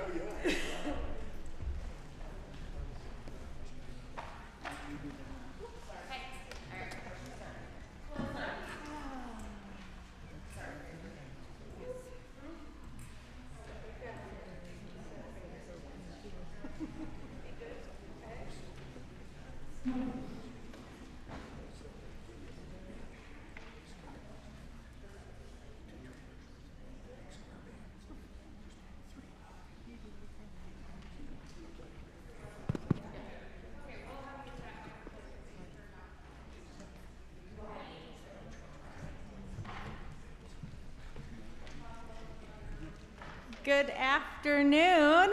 I'm Amy Kubik-Hazley, and I'm with Grand Living at Bridgewater. Yay! Thank you. I'm glad everybody likes the cookies.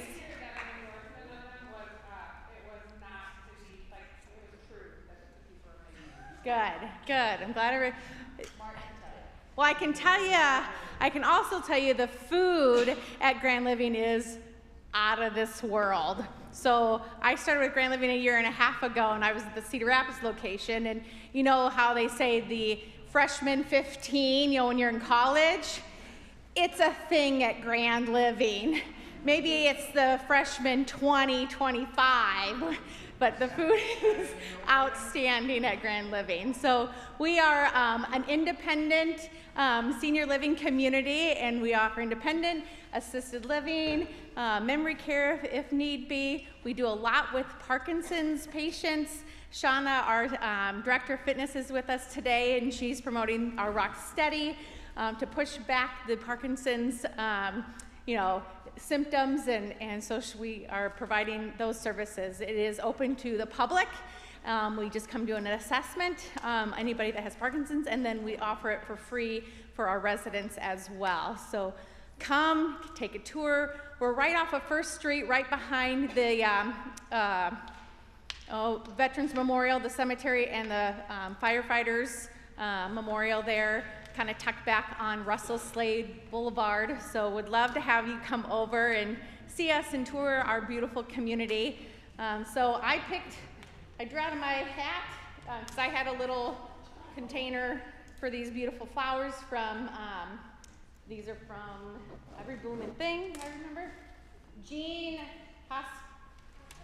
Hospodarski.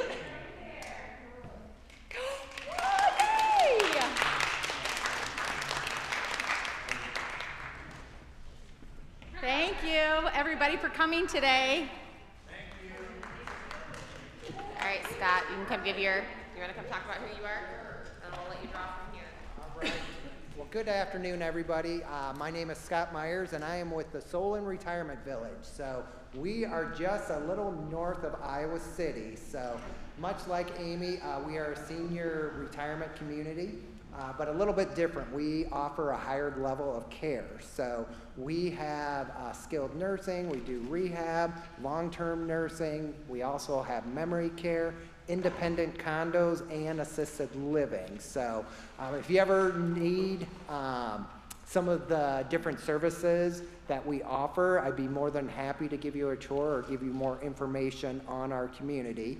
I am going to go ahead and I'm going to pick out the bingo.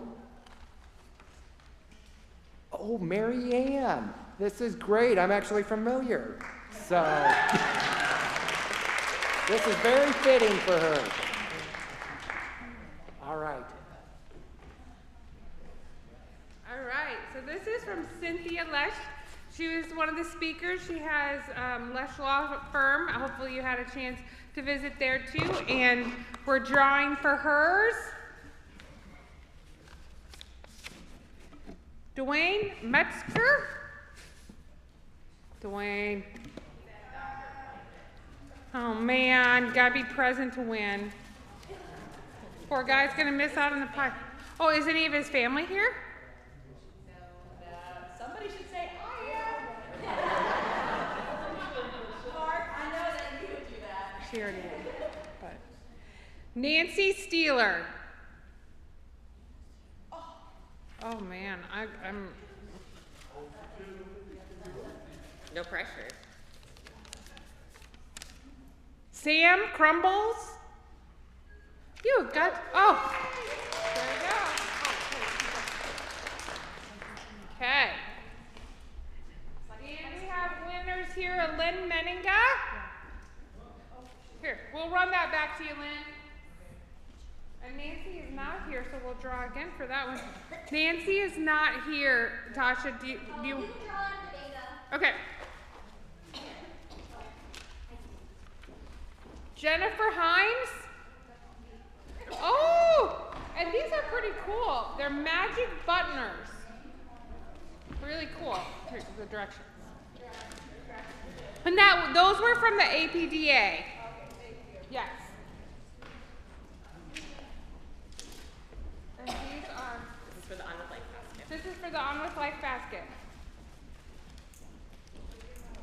And actually the blankets that are in here they were crocheted or knitted. I think that they're crocheted. Okay, thank you. They were knitted by the Iowa Order of the Eastern Star. We were actually, On With Life's Parkinson's program was actually chosen as their beneficiary for this year. We were actually going to receive the check on Saturday, but they've been fundraising for us for a year to specifically go towards our Parkinson's programming. And we have no idea how much money it's going to be. It could be $1 million. Wouldn't that be nice?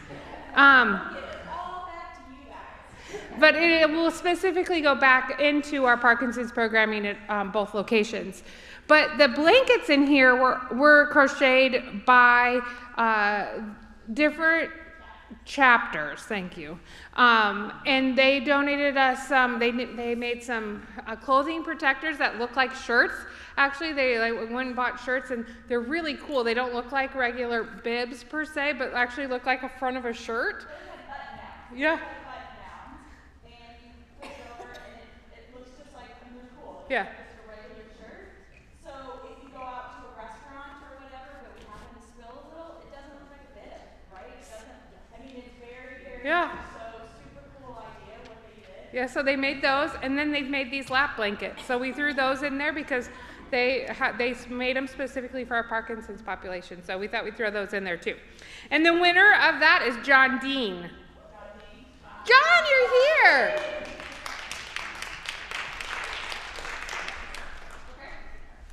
So we have 2 Cracker Barrel gift cards that were donated by Nucara, And so we'll draw for 2 of those. So the first one is Nancy Gardner. Nancy, you want a gift card to, right, way to the back. And the second one is, whoop. Somebody had lunch on that one. Rose Schrock. Hey! Well, that's her husband, so we'll give it to her. Are you sure? Spell her name.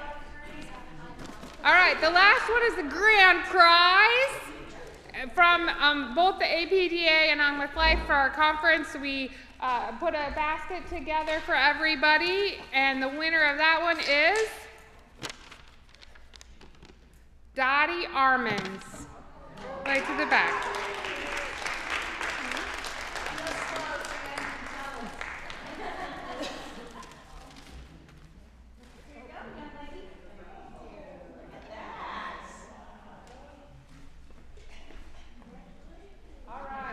Extra special thank you to all everybody for like the different places, the vendors donating things for prizes. So extra special shout out to them. Lucky for all you winners. And let's get this show on the road so everybody can get out a little early. How's that sound? Our goal is that nobody, we're working on it. She gets so impatient sometimes. So those of you that have followed the On With Life, how many of you have followed On With Life? Okay, have any of you heard of the Gail and Tammy show? Okay, thank you. Oh my gosh. You poor things. We have 1 follower, 2 followers. No, Judy. Oh, Kim. Oh, we're like famous. Oh, Pam. We are almost, Jeff. we're almost famous. Woo, we will get autographs later. I mean, y'all stay put, okay? We'll get you. Anyway, for those that have no idea, we just like to make ourselves feel famous. We actually, on Facebook, On With Life's Facebook, we do these monthly educational programs where we just talk about different things and different topics every month. So I guess that's why they wanted us to come up and end the conference. I don't know. Anyway, we are going to talk about today building our healthcare team, but they probably should know who we are first. They should. So what we decided is I don't know, I don't have Tammy's bio, but I'm going to make it up.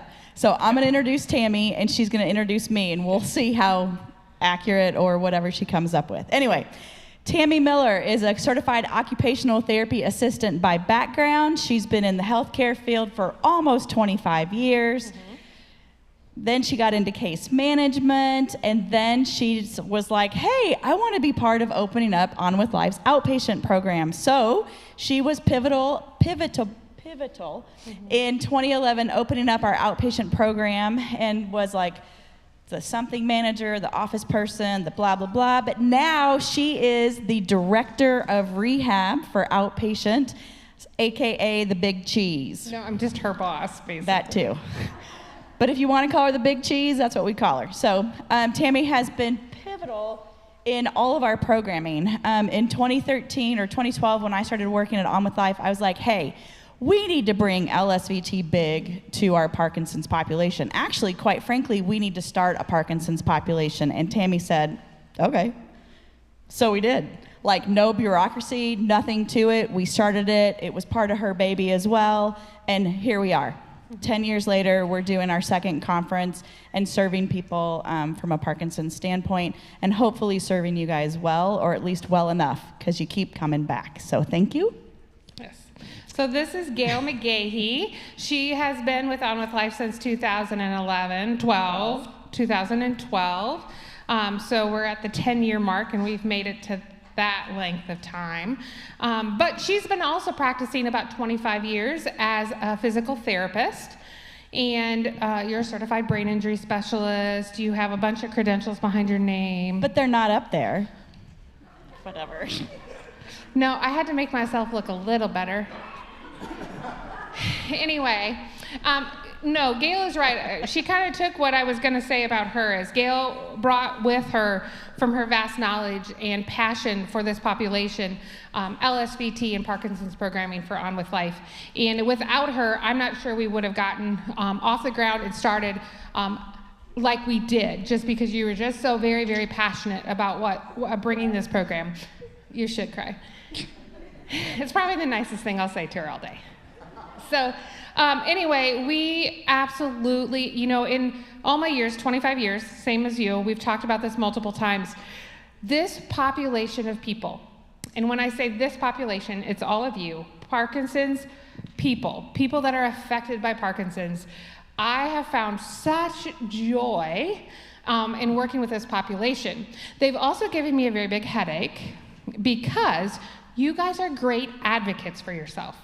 I think you guys have the biggest mouths, and it's perfect because you want programming, we do it. Okay, yeah. Stop being so bossy. We got it. So that is, shout out to you guys for advocating, and that's really what today is about, right? Like, it's about building your healthcare team and the importance of advocating for yourself so you can get the services that you want and what you need.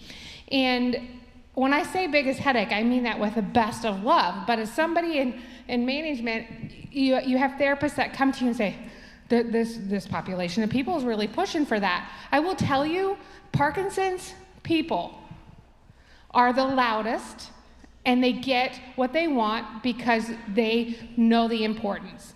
And I think that's incredible, and I love it, and I love the passion that you guys bring. But most of all, I think when we have our support groups, when we have our activities, when we do our stuff for Parkinson's, you guys turn out in droves and you really make it known. So first of all, you should all give yourself a pat on the back for that. Oh, see, some of you get a pat on the back. Yeah, but those are all really small pats. Like, come on, we're like big and loud. Come on. Now, don't choke your partner. Thank you. Like, let's not be puny about it. Come on, let's be big. Okay. All right. You want me to start? You go right ahead. All right. So really, what we want you to think of today is that when you're a person living with Parkinson's, your needs for care and support are going to evolve and change constantly. So just because you're at this level now doesn't mean by next week it'll be something else, or that, you're going to go through a really good period and then you might have a little setback and then you'll go back and forth. I think that's one thing we've learned a lot with this, is that it's not this. I think we all started years ago. There was medical doctors that would say, you get this diagnosis of Parkinson's, it's over, right? That's what the perception of a lot of people get in their heads is, I've got this diagnosis, it's over for me. But it's not, and I think that's what has been so exciting, and what we love most is that it is a roller coaster, but it's not a downward decline.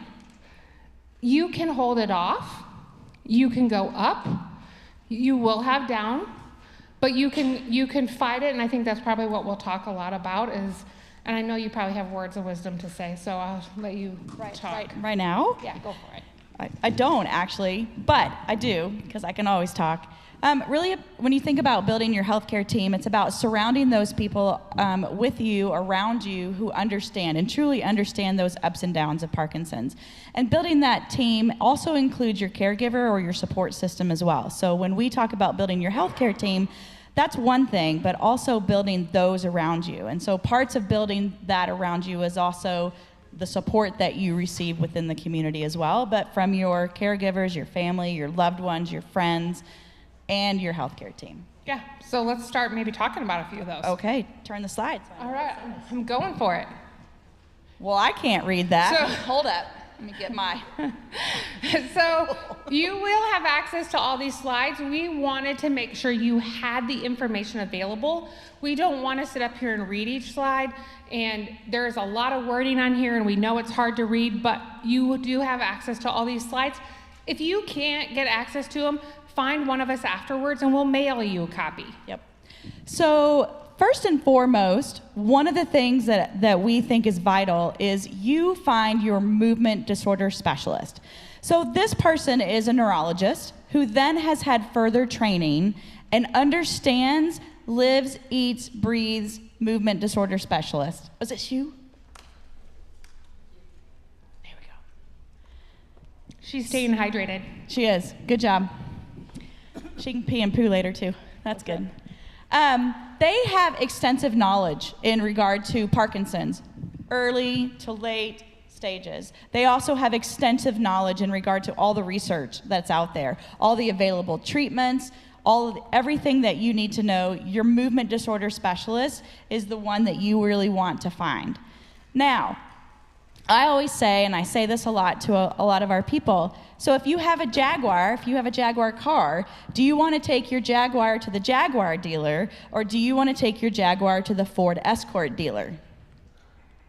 I personally am going to take my really fancy car to the Jaguar dealer.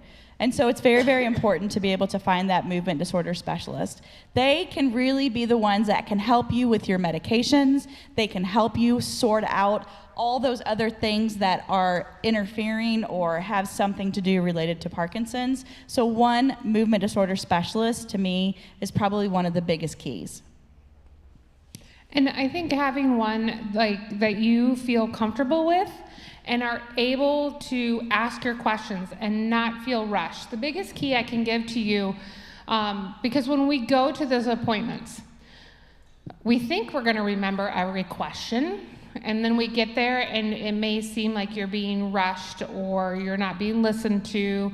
Having those written down in a notebook where you can remember, oh yeah, I was gonna ask that. Or you think to yourself, I won't forget to ask that. That's a pretty important question. Truth be told, you're gonna end up forgetting to ask the question. So one of the big things I would tell you is to have a notebook. It doesn't have to be a big notebook, but even just a small notebook that you can have with you that pertains strictly to your appointments, where you can have jotted down questions and you can pull it out during that appointment and to be able to make sure those questions are getting answered. Okay, so one, movement disorder specialist, okay? Woo, definitely, who wants to borrow my glasses on that one? I'll read the first one. Okay. Allied care professionals include physical therapists, occupational therapists, speech therapists, counselors, and nutritionists. As members of your treatment team, they can help you manage many symptoms and aspects of living with Parkinson's. Yeah. So I would say when we talk about our allied care professionals, probably the bigger thing is making sure that you're going to programs that really do understand Parkinson's. Now, there's a lot of programs out there that they might have a PT who's certified in big, but nobody else sort of understands it, or they don't really do it necessarily all the time.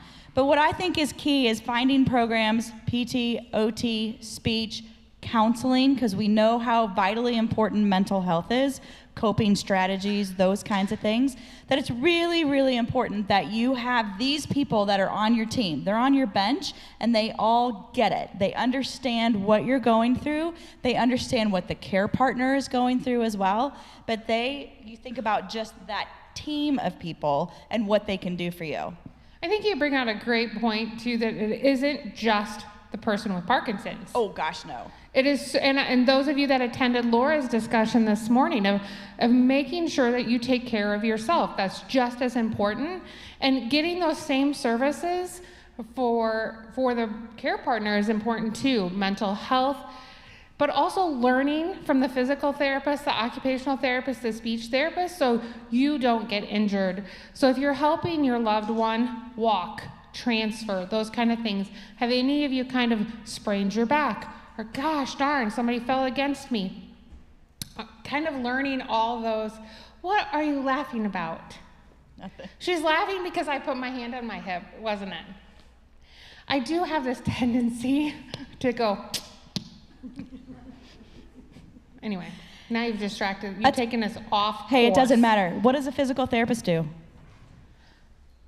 What does an occupational therapist do? What does a speech therapist do? They can help us do things we want to do. No, really, though. They really are about our physical. For those of you here, do you guys know when you go see a physical therapist and an occupational therapist and a speech therapist what they really will do with you? some of you maybe. We're going to touch on them quick. So Okay. physical therapist, go. That's me. Physical therapist. You know, like we don't like to separate the body per se, but we'll talk about just movements. So transfers, getting in and out of bed, walking, stair climbing, getting on and off the floor, anything that has to do with sort of like your large gross motor movements. So any of those things and above, physical therapists are gonna work on. But I'm gonna do a little asterisk because I'm gonna come back to that. Well, I think what's also really great is that you can teach them strategies to deal with those. Oh, was I jumping ahead? No, but go ahead. You're great at teaching those strategies to help with those motor movements where they get the gait that festinates, or your balance is really poor, or you're falling, or those kind of things. Would you agree? I would agree. All right. So our occupational therapists, I mean, you're one of those, so why don't you talk about that? I will. So as an occupational therapist, when you see an occupational therapist, a lot of people say, oh, you help people get back to work. Well, we can do that. That is one thing that we can help with. But really, our job is to help you with your daily life. So things like dressing, grooming, hygiene, toileting, bathing. We must like to see them naked, because that sounds like a lot of... No, that sounded really bad. Occupational therapists are a different breed, there's no doubt. But what about cooking? Oh, yeah, Yeah, we do don't that forget too. about cooking, laundry. I mean, all those things that we do. Movement, strengthening. Yeah, all those things that you do in your Fine daily motor, life. handwriting.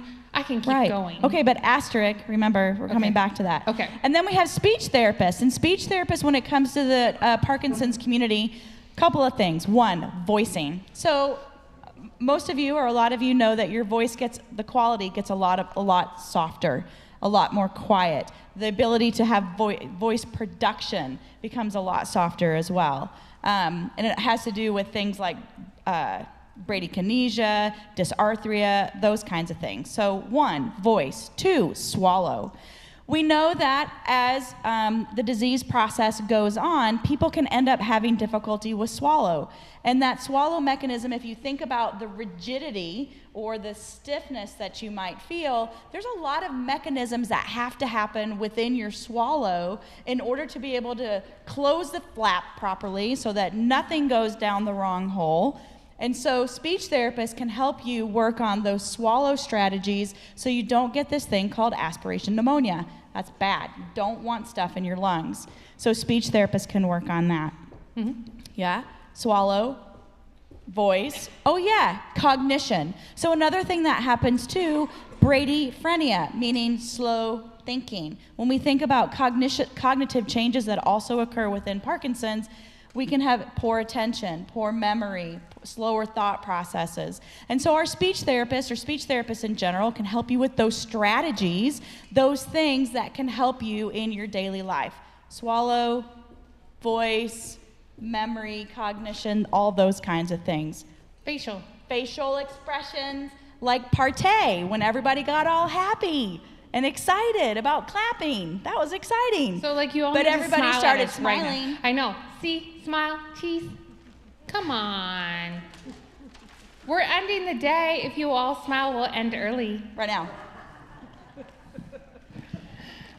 Okay, so I say this little asterisk. Oh, also, counseling. We just talked about mental health and how important that is, coping strategies, not only for the person with Parkinson's, but also their care partner, and why that's incredibly important. And then Jess was up here early already talking about nutrition. So we talked about protein, we talked about water, we talked about these things that you need, the gas that you need to fuel your body. And why did I put an asterisk when I was talking about all of this is because it's all transdisciplinary. I might be saying as a physical therapist, I work on X, Y, and Z, and as an OT, they work on X, Y, and Z, but we are all up in each other's business, meaning there's no lines. There shouldn't be any lines in any of these disciplines, that each one of us should be able to be working on these problems that you have identified that you want to work on.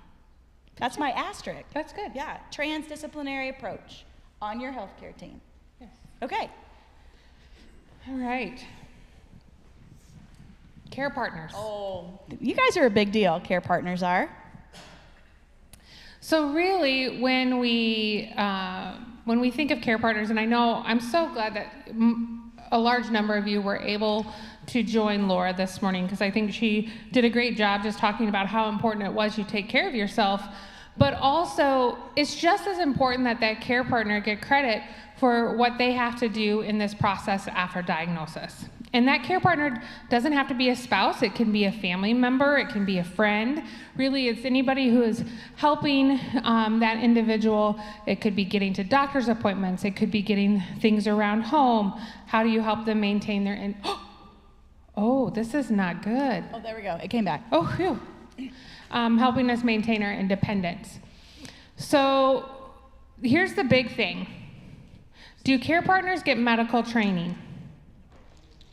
Do care partners just have to figure it out? So that's the big thing where I encourage you as care partners to really take the opportunity to ask the questions. Don't be afraid to ask medical providers your questions, no matter how stupid you think they are. We hear that all the time. I have a stupid question. I should know this. No, you shouldn't. Have you done this before? I will tell you, 90% of our people come in and they say, I probably should know this, but I don't. Feel free to ask. Feel free to advocate for yourself and your loved one, I think is the biggest message we want you to take. If you don't take care of yourself, you're not going to be able to help care for your loved one. Helping with managing care. And I had to jump out of Laura's talk quick this morning, so she may have talked about the lasagna period. Bless you. The what? The lasagna period. Have any of you heard of the lasagna period? No. Please tell us about the lasagna. So lasagna. So the lasagna period is known as one of those things where people immediately respond to a new diagnosis, a crisis. They want to help in some way, and what happens? They bring lasagna.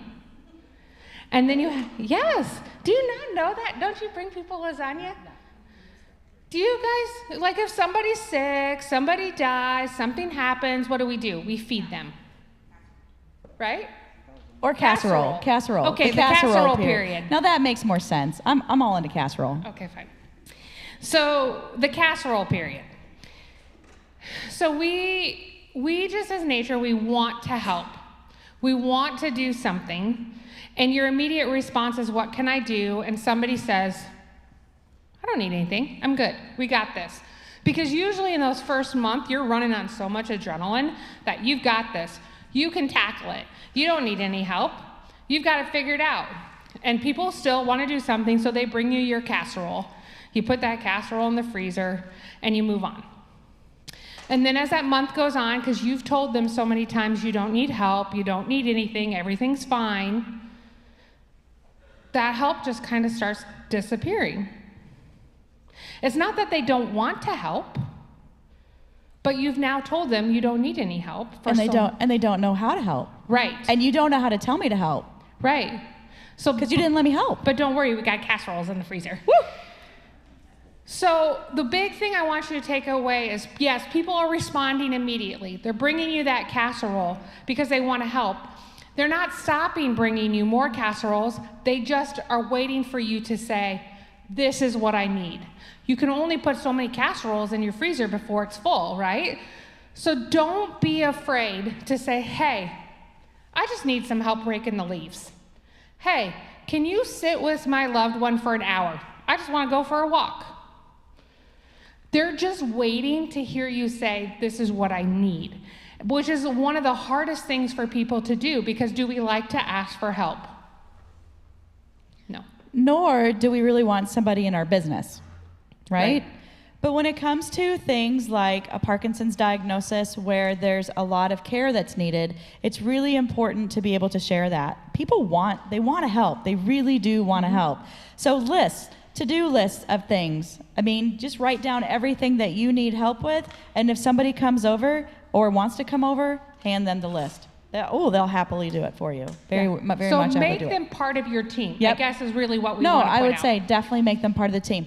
I'm only going to put in another plug for Care Partners just in general. My stepfather, he has Parkinson's, and my mom, I had this big conversation with my mom about us as therapists. We're like, oh, you need to do 8,000 exercises of this, and this is how you should do this, and this is what you need to do in every hour of the day. And my mom looked at me, and I was like, what do you want me to tell therapists just in general? And she's like, tell them to stop. I can only do what I can do in that day at that moment in time. If you want me to do some exercises, give me 1 or 2 things. Don't give me an entire day's worth of something, because it's not going to get done. She's burdened with having to take care of my stepfather versus having to be burdened with all the junk that I'm asking them to do. So as a care partner, speak up. Tell your therapist, hey, this is not going to happen today, but give me a couple of things, and that is what I will focus on. Yeah, and it's okay to even say, just give me one thing. Just give me one thing. Oh, come on, 2. Okay, 2. 2. But again, advocate for yourselves. Sometimes we don't intentionally try to put too many things on you, but we also get in our own little world and say, this would be great, especially if you come to us and you're like, yeah, give it all to me. Tell me what I should do. We're like, all right, somebody's going to listen to us. Here you go. You should do this, this, this, and this. And sometimes we forget to take it back and say, oh, you can stop doing that. We're really good at adding things. Right? We're really good at saying, okay, just add this exercise. Okay, add this. So again, advocate for yourself. You need to take care and work what works for you. Okay, so we've talked about a movement disorder specialist. We've talked about your allied health professionals, PTOT speech, nutrition, counseling. Your family. And then we talked about the other people on your team, the other people on your bench, or your care partners, your family, your friends, your social support, all of that. Mm-hmm. Now what happens? You've got your people on your team, and now you got to go to an appointment. Yep. So what are you going to do? So you're going to prepare. How are they going to do that?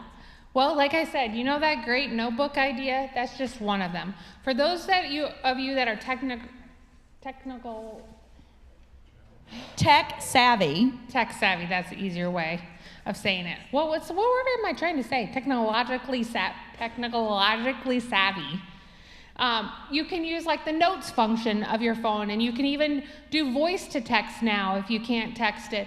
There are so many things out there. Find the one that works best for you, and start making those lists. Start adding those questions. Prepare that list. Stay organized. One of the things we will oftentimes do in the clinic is when you think of the number of appointments that you guys have to try to remember, as well as when you take this medication, how you feel at this time.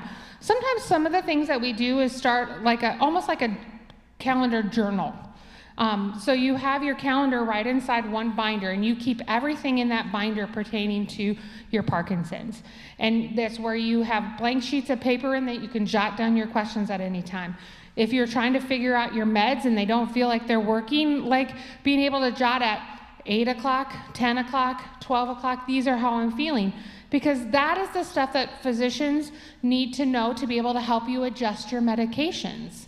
If you're not providing them with that feedback of what you're feeling like at 4 o'clock in the afternoon and you're just done, it could be just adjusting that medication.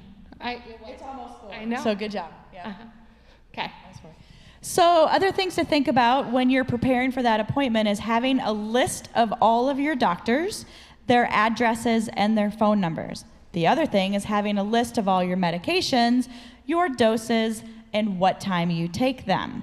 So oftentimes, when you think about going to different appointments, they're always asking you for the medication list. When it comes to carbidopa, levodopa, when it comes to seeing somebody from a Parkinson's standpoint, that's one of our big primary questions is, when do you take your medication? Because that's really important for us to help the care partners understand what's going on with on-off cycles, or do we need to help you talk to the physician so that you can get different kinds of medications, or potentially up the dose, or potentially get it a little bit more frequent. So those things are really important. But we also have to think about all the other medications that you might potentially take. Your cardiac meds, your high blood pressure meds, your glucose, your diabetes meds, that disease, that thing. Your diabetes meds, all of those medications, because sometimes when you've had somebody else add on another medication, you can have adverse drug reactions. So now all of a sudden, your carbidopa-levodopa is not working as well, or the high blood pressure medication that you were taking is not working as well either, and we're plummeting and having orthostatic hypotension. So as you prepare for those appointments, it's incredibly important to almost have like a medication diary and to know what kind of effects you're having and at what time. Because if you arm yourself with all this information with the physician and you go in with all of it written down, then you've got your plan that you're talking to your physician about, and you're not like, woo, bamboozled, right? Exactly. So the next thing really is learning about Parkinson's disease, which is exactly events like this. It could be reading, it's all the websites. There are lots of resources out there, but really it's about getting to know more about this disease process and what to expect. Medical insurance, that's really important to understand what kind of insurance you have, what is covered, what is not covered, what other additional plans are out there. We could go on a tangent about the potential of Medicare versus Medicare replacement plans, and what maybe is the best for you as you age or as you go through the disease process. But also, if you're at a facility that has a case manager or a social worker or somebody who can help you understand insurance, it's so confusing. It's overwhelming. It is so incredibly overwhelming and confusing that it's important to be able to have that person on your team, in your bench, that can help you understand how to navigate this entire process. And I think the one thing that we learned about with your stepdad and mom is how important it is to speak up when something doesn't make sense. I mean, that's a whole other topic. It does. It really is. It's a whole other topic. But I will speak from just personal experience. My mom was dealing with my stepfather, who was in skilled nursing facility, and my mom was completely feeling like she was going to get all this information from the care facility, and they weren't providing anything. And Tammy and I got in the car and we drove 10 hours down to Arkansas, and we came in like a wrecking ball, let me tell you. And they were like, whoo, okay, let's get this sorted out. The comment was, we didn't think the conference was that bad because we were we there the didn't next either, day. but it wasn't working. But the point to that is like having that person on your team who can advocate for you when you're feeling, if you're potentially feeling overwhelmed, or if you're potentially feeling like this doesn't feel right. You need to have those people on your team. Exactly. All right, so know your rights in terms of disability coverage, family leave, and elder rights. So this is a little bit about what Cynthia talked about earlier today, of just finding the right people in such as an attorney such as Cynthia that understands elder care law and understands how the system is working and what you need so that you have the right pieces of paper and the right things in place if you need them. And even things like potentially SSDI if you are still working and you're now unable to work because of your Parkinson's diagnosis. So all of those things are really important to understand and those people to have on your team. Yep. And it's kind of scary. Like the last point we have on this is discuss important plans and decisions for the future, talk about wills, advance directives, and other life issues. It's kind of depressing to sit and talk about that, but I can't tell you how important it is to make sure you're doing that.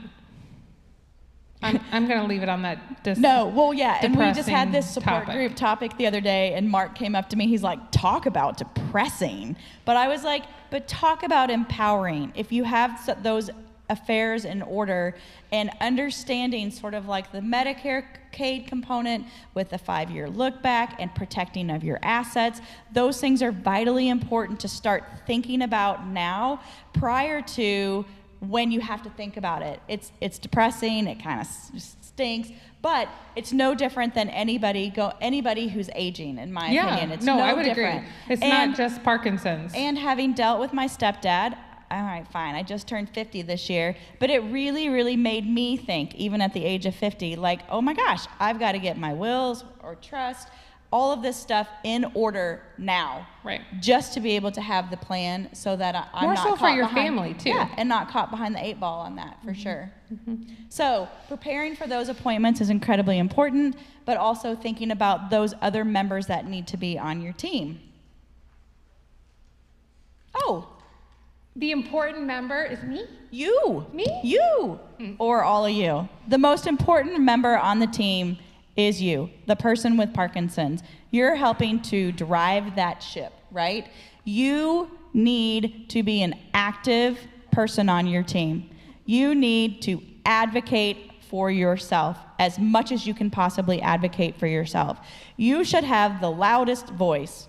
Not just because I want you to be loud, and I do, but you should be the one directing that care and being part of that care decision. Part of that you is, just like you're all sitting here, gaining as much information as possible. Educate yourself. Educate, advocate, educate.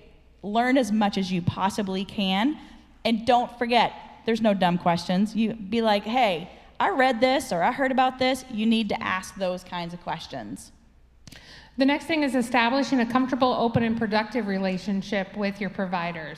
And we have healthcare providers up there, but really it's anybody. It's just being open and honest and talking about those things and your concerns. Yeah, I mean, and even when you, again, I've already said this, Jaguar to the Jaguar dealer, Jaguar to the Ford Escort dealer, you need to be with somebody who understands Parkinson's and the ripple effect of everything related to it. You need to find that person and feel comfortable with them. Now, they might be the best in the business, but if you don't have a rapport or you don't feel like they're listening to you, there are many other healthcare providers out there that should listen and will listen. Yeah. I think it's really about sometimes matching personalities too. Yep. The other thing too to think about that's on your healthcare team is, we want you to have an MDS or a movement disorder specialist, but the other thing is you might have many other healthcare providers, those that are cardiologists, those that are urologists, those that are your whatever. Ologists of whatever. And know that those people also need to understand that with Parkinson's, some things that they can do can mess you up. So they need to understand, it needs to be, I have Parkinson's, how does this affect my Parkinson's? That's part of you advocating for yourself. Yeah, did it just get brighter in here all of a sudden? It's because it's almost done. I know, maybe. All right, I think that's it. Is it? So next slide. It's it. Oh, that's it? Guys, Watch. That was quick and dirty. All done. What? Anybody have questions? No questions? No, we're out early. Any questions? Oh, Jeff has a question. Did we forget about extra paid services as well? Home care services? I just wanted to say a couple things. First of all, Hold up. This has been great information, and I think this has been a great conference, and I think everyone with life and the people at APDA deserve a round of applause.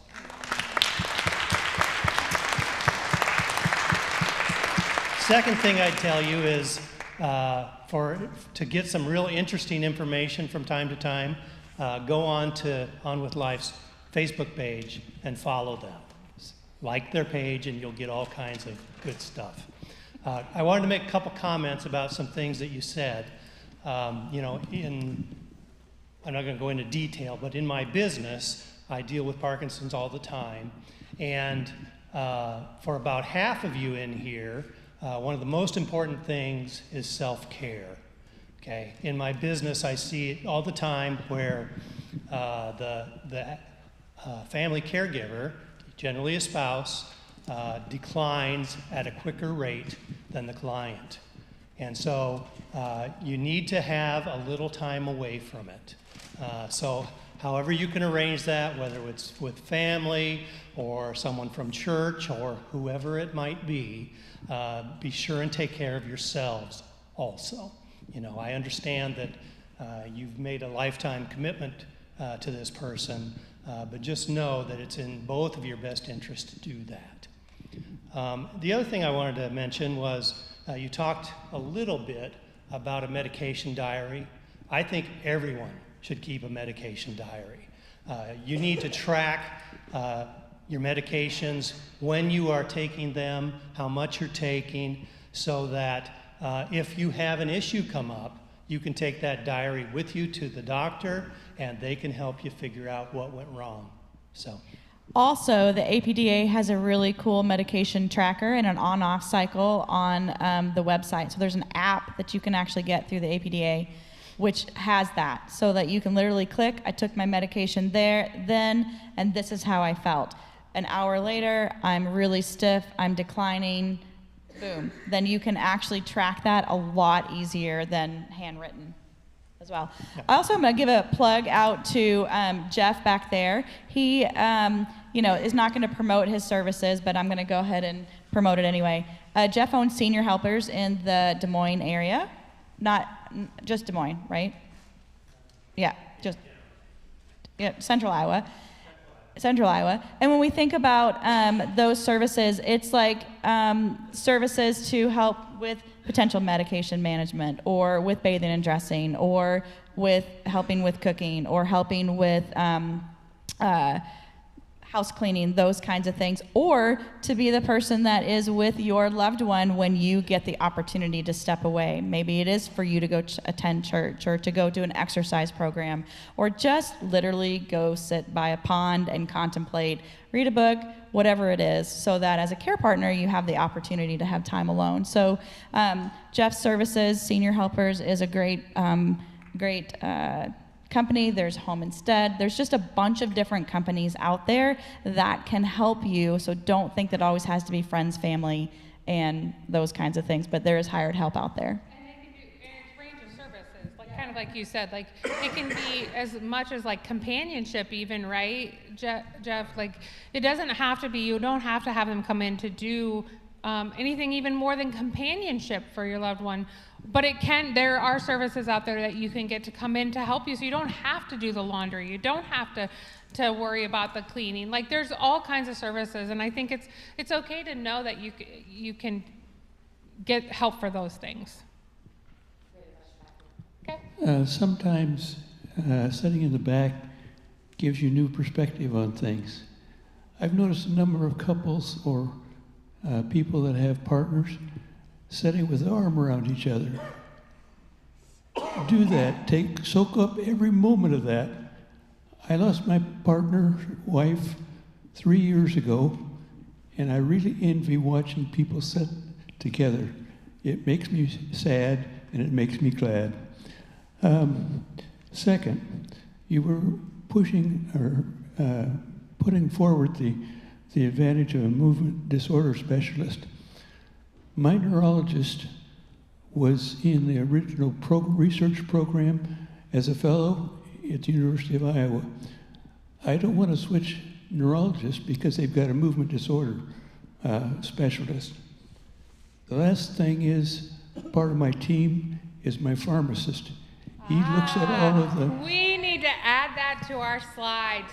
Thank you for that suggestion. That was one we missed. Darn it. Those are all great suggestions. And lastly, I've got a Word document that contains all of my doctors, my medications, my injections, my surgeries, and a history of appointments for for this current year. If anybody wants a copy of that form, I would be glad to give you send it to you if you want to give me your email address. Thank you. Be careful, you might get a whole bunch of new friends.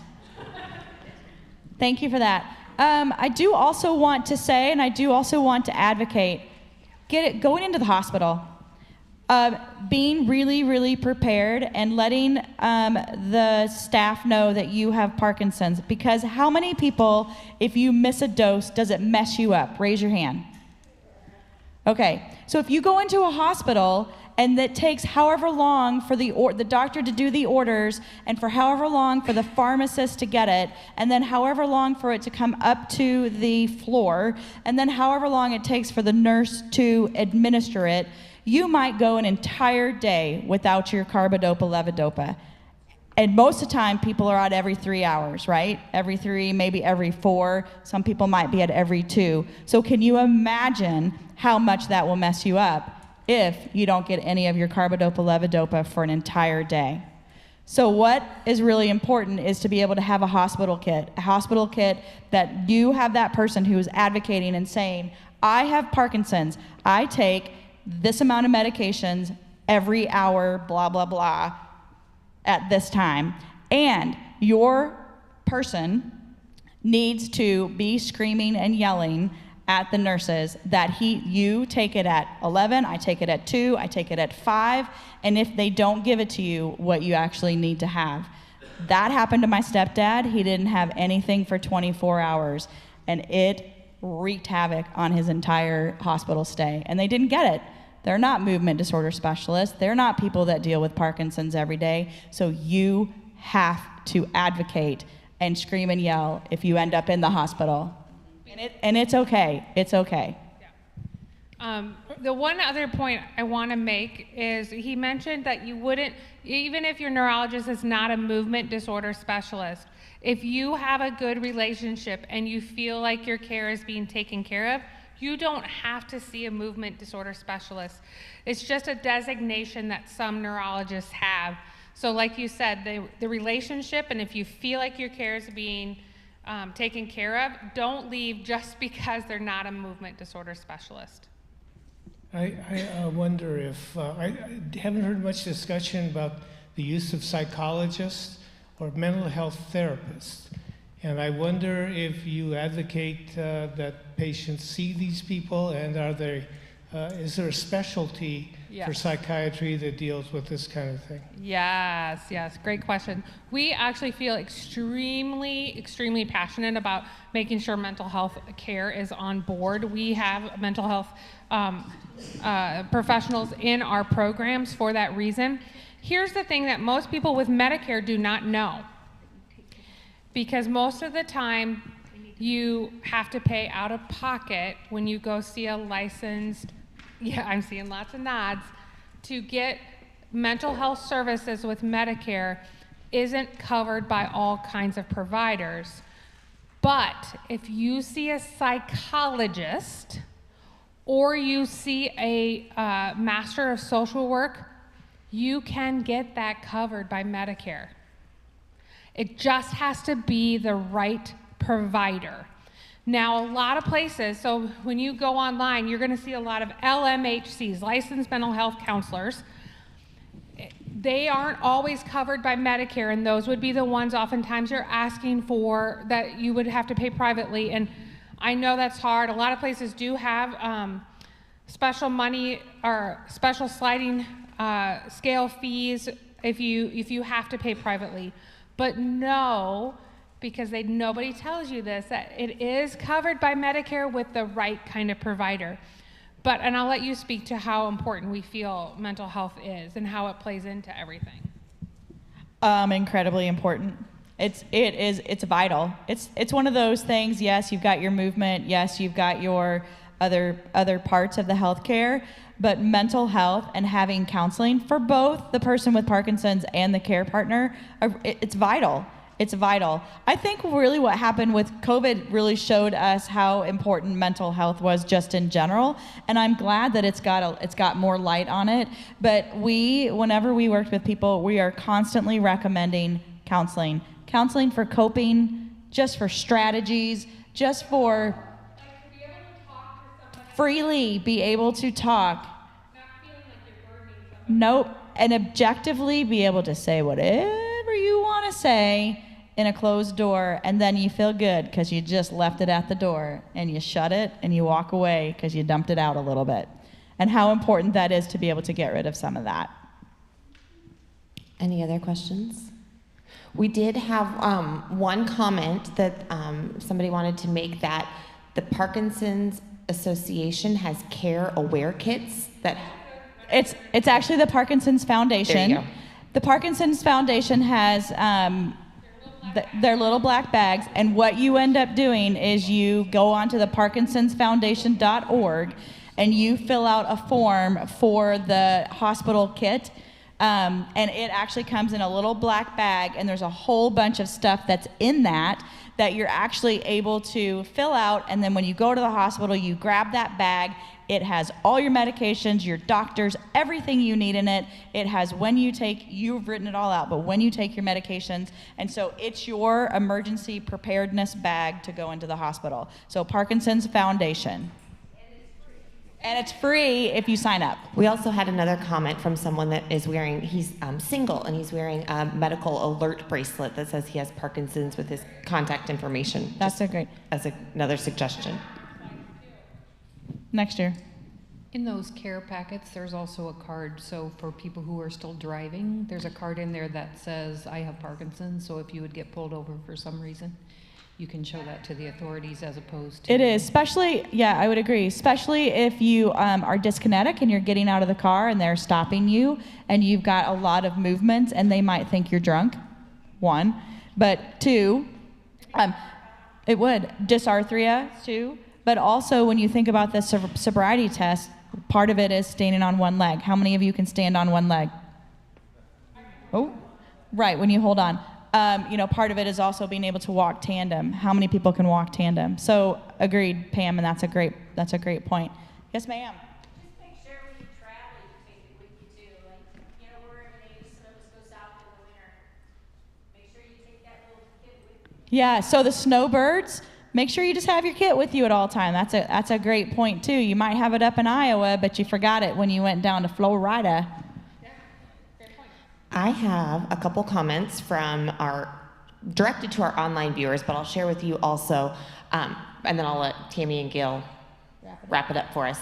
A lot of questions about Dr. Uc's presentation. We did not have that ahead of time. He is going to make a few cleanups to it and then send it to us. We hopefully will have it sometime next week, and we will send out an email to you all, or the email address we had upon registration, so that you can access that later. Same with Cynthia Letch's flyers. We had several questions about how to get those. She said if you call her office, Letch Law Firm in Grimes, Iowa, if you call her law firm, they will be happy to mail something out to you. So if you didn't get to see her today, or if you're watching online and you'd like some of those flyers, she said she would be happy to mail anything to you. Just a few wrap-ups before I let them wrap it up.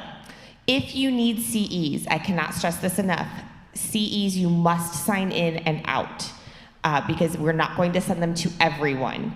So if you're watching online, please send me an email that says, I watched online, I need CEs. If you are in person, please make sure you sign out at the desk on your way out. We love hearing your feedback, good and bad. We want to hear it. We had some feedback last year that maybe we weren't healthy enough, so we tried to be a little bit healthier this year with breakfast and things like that. So we want to hear your feedback. There in your folders, there is a survey. If handwriting is difficult for you, an email was sent out that you may fill it out electronically as well. The certificates of attendance will probably be sent either later tomorrow or Monday. So they are not sent out immediately after after you complete the survey. Just a note on that. And a special thank you to St. Andrew Presbyterian Church for hosting us. This is just such a wonderful venue for us to hold this in. The great parking, the smooth floors, the great bathrooms, and we love, love, love that they let us use their live stream. So our videos are available on the St. Andrew Presbyterian YouTube site.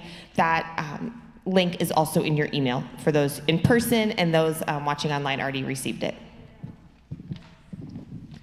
Gail, do you have anything else to wind up, or do we let them out the door? Well, I just want to say, you guys, thank you so much. And let's end this day because you all have been sitting for so long. Oh. I was going to say give yourselves a big round of applause, but not this.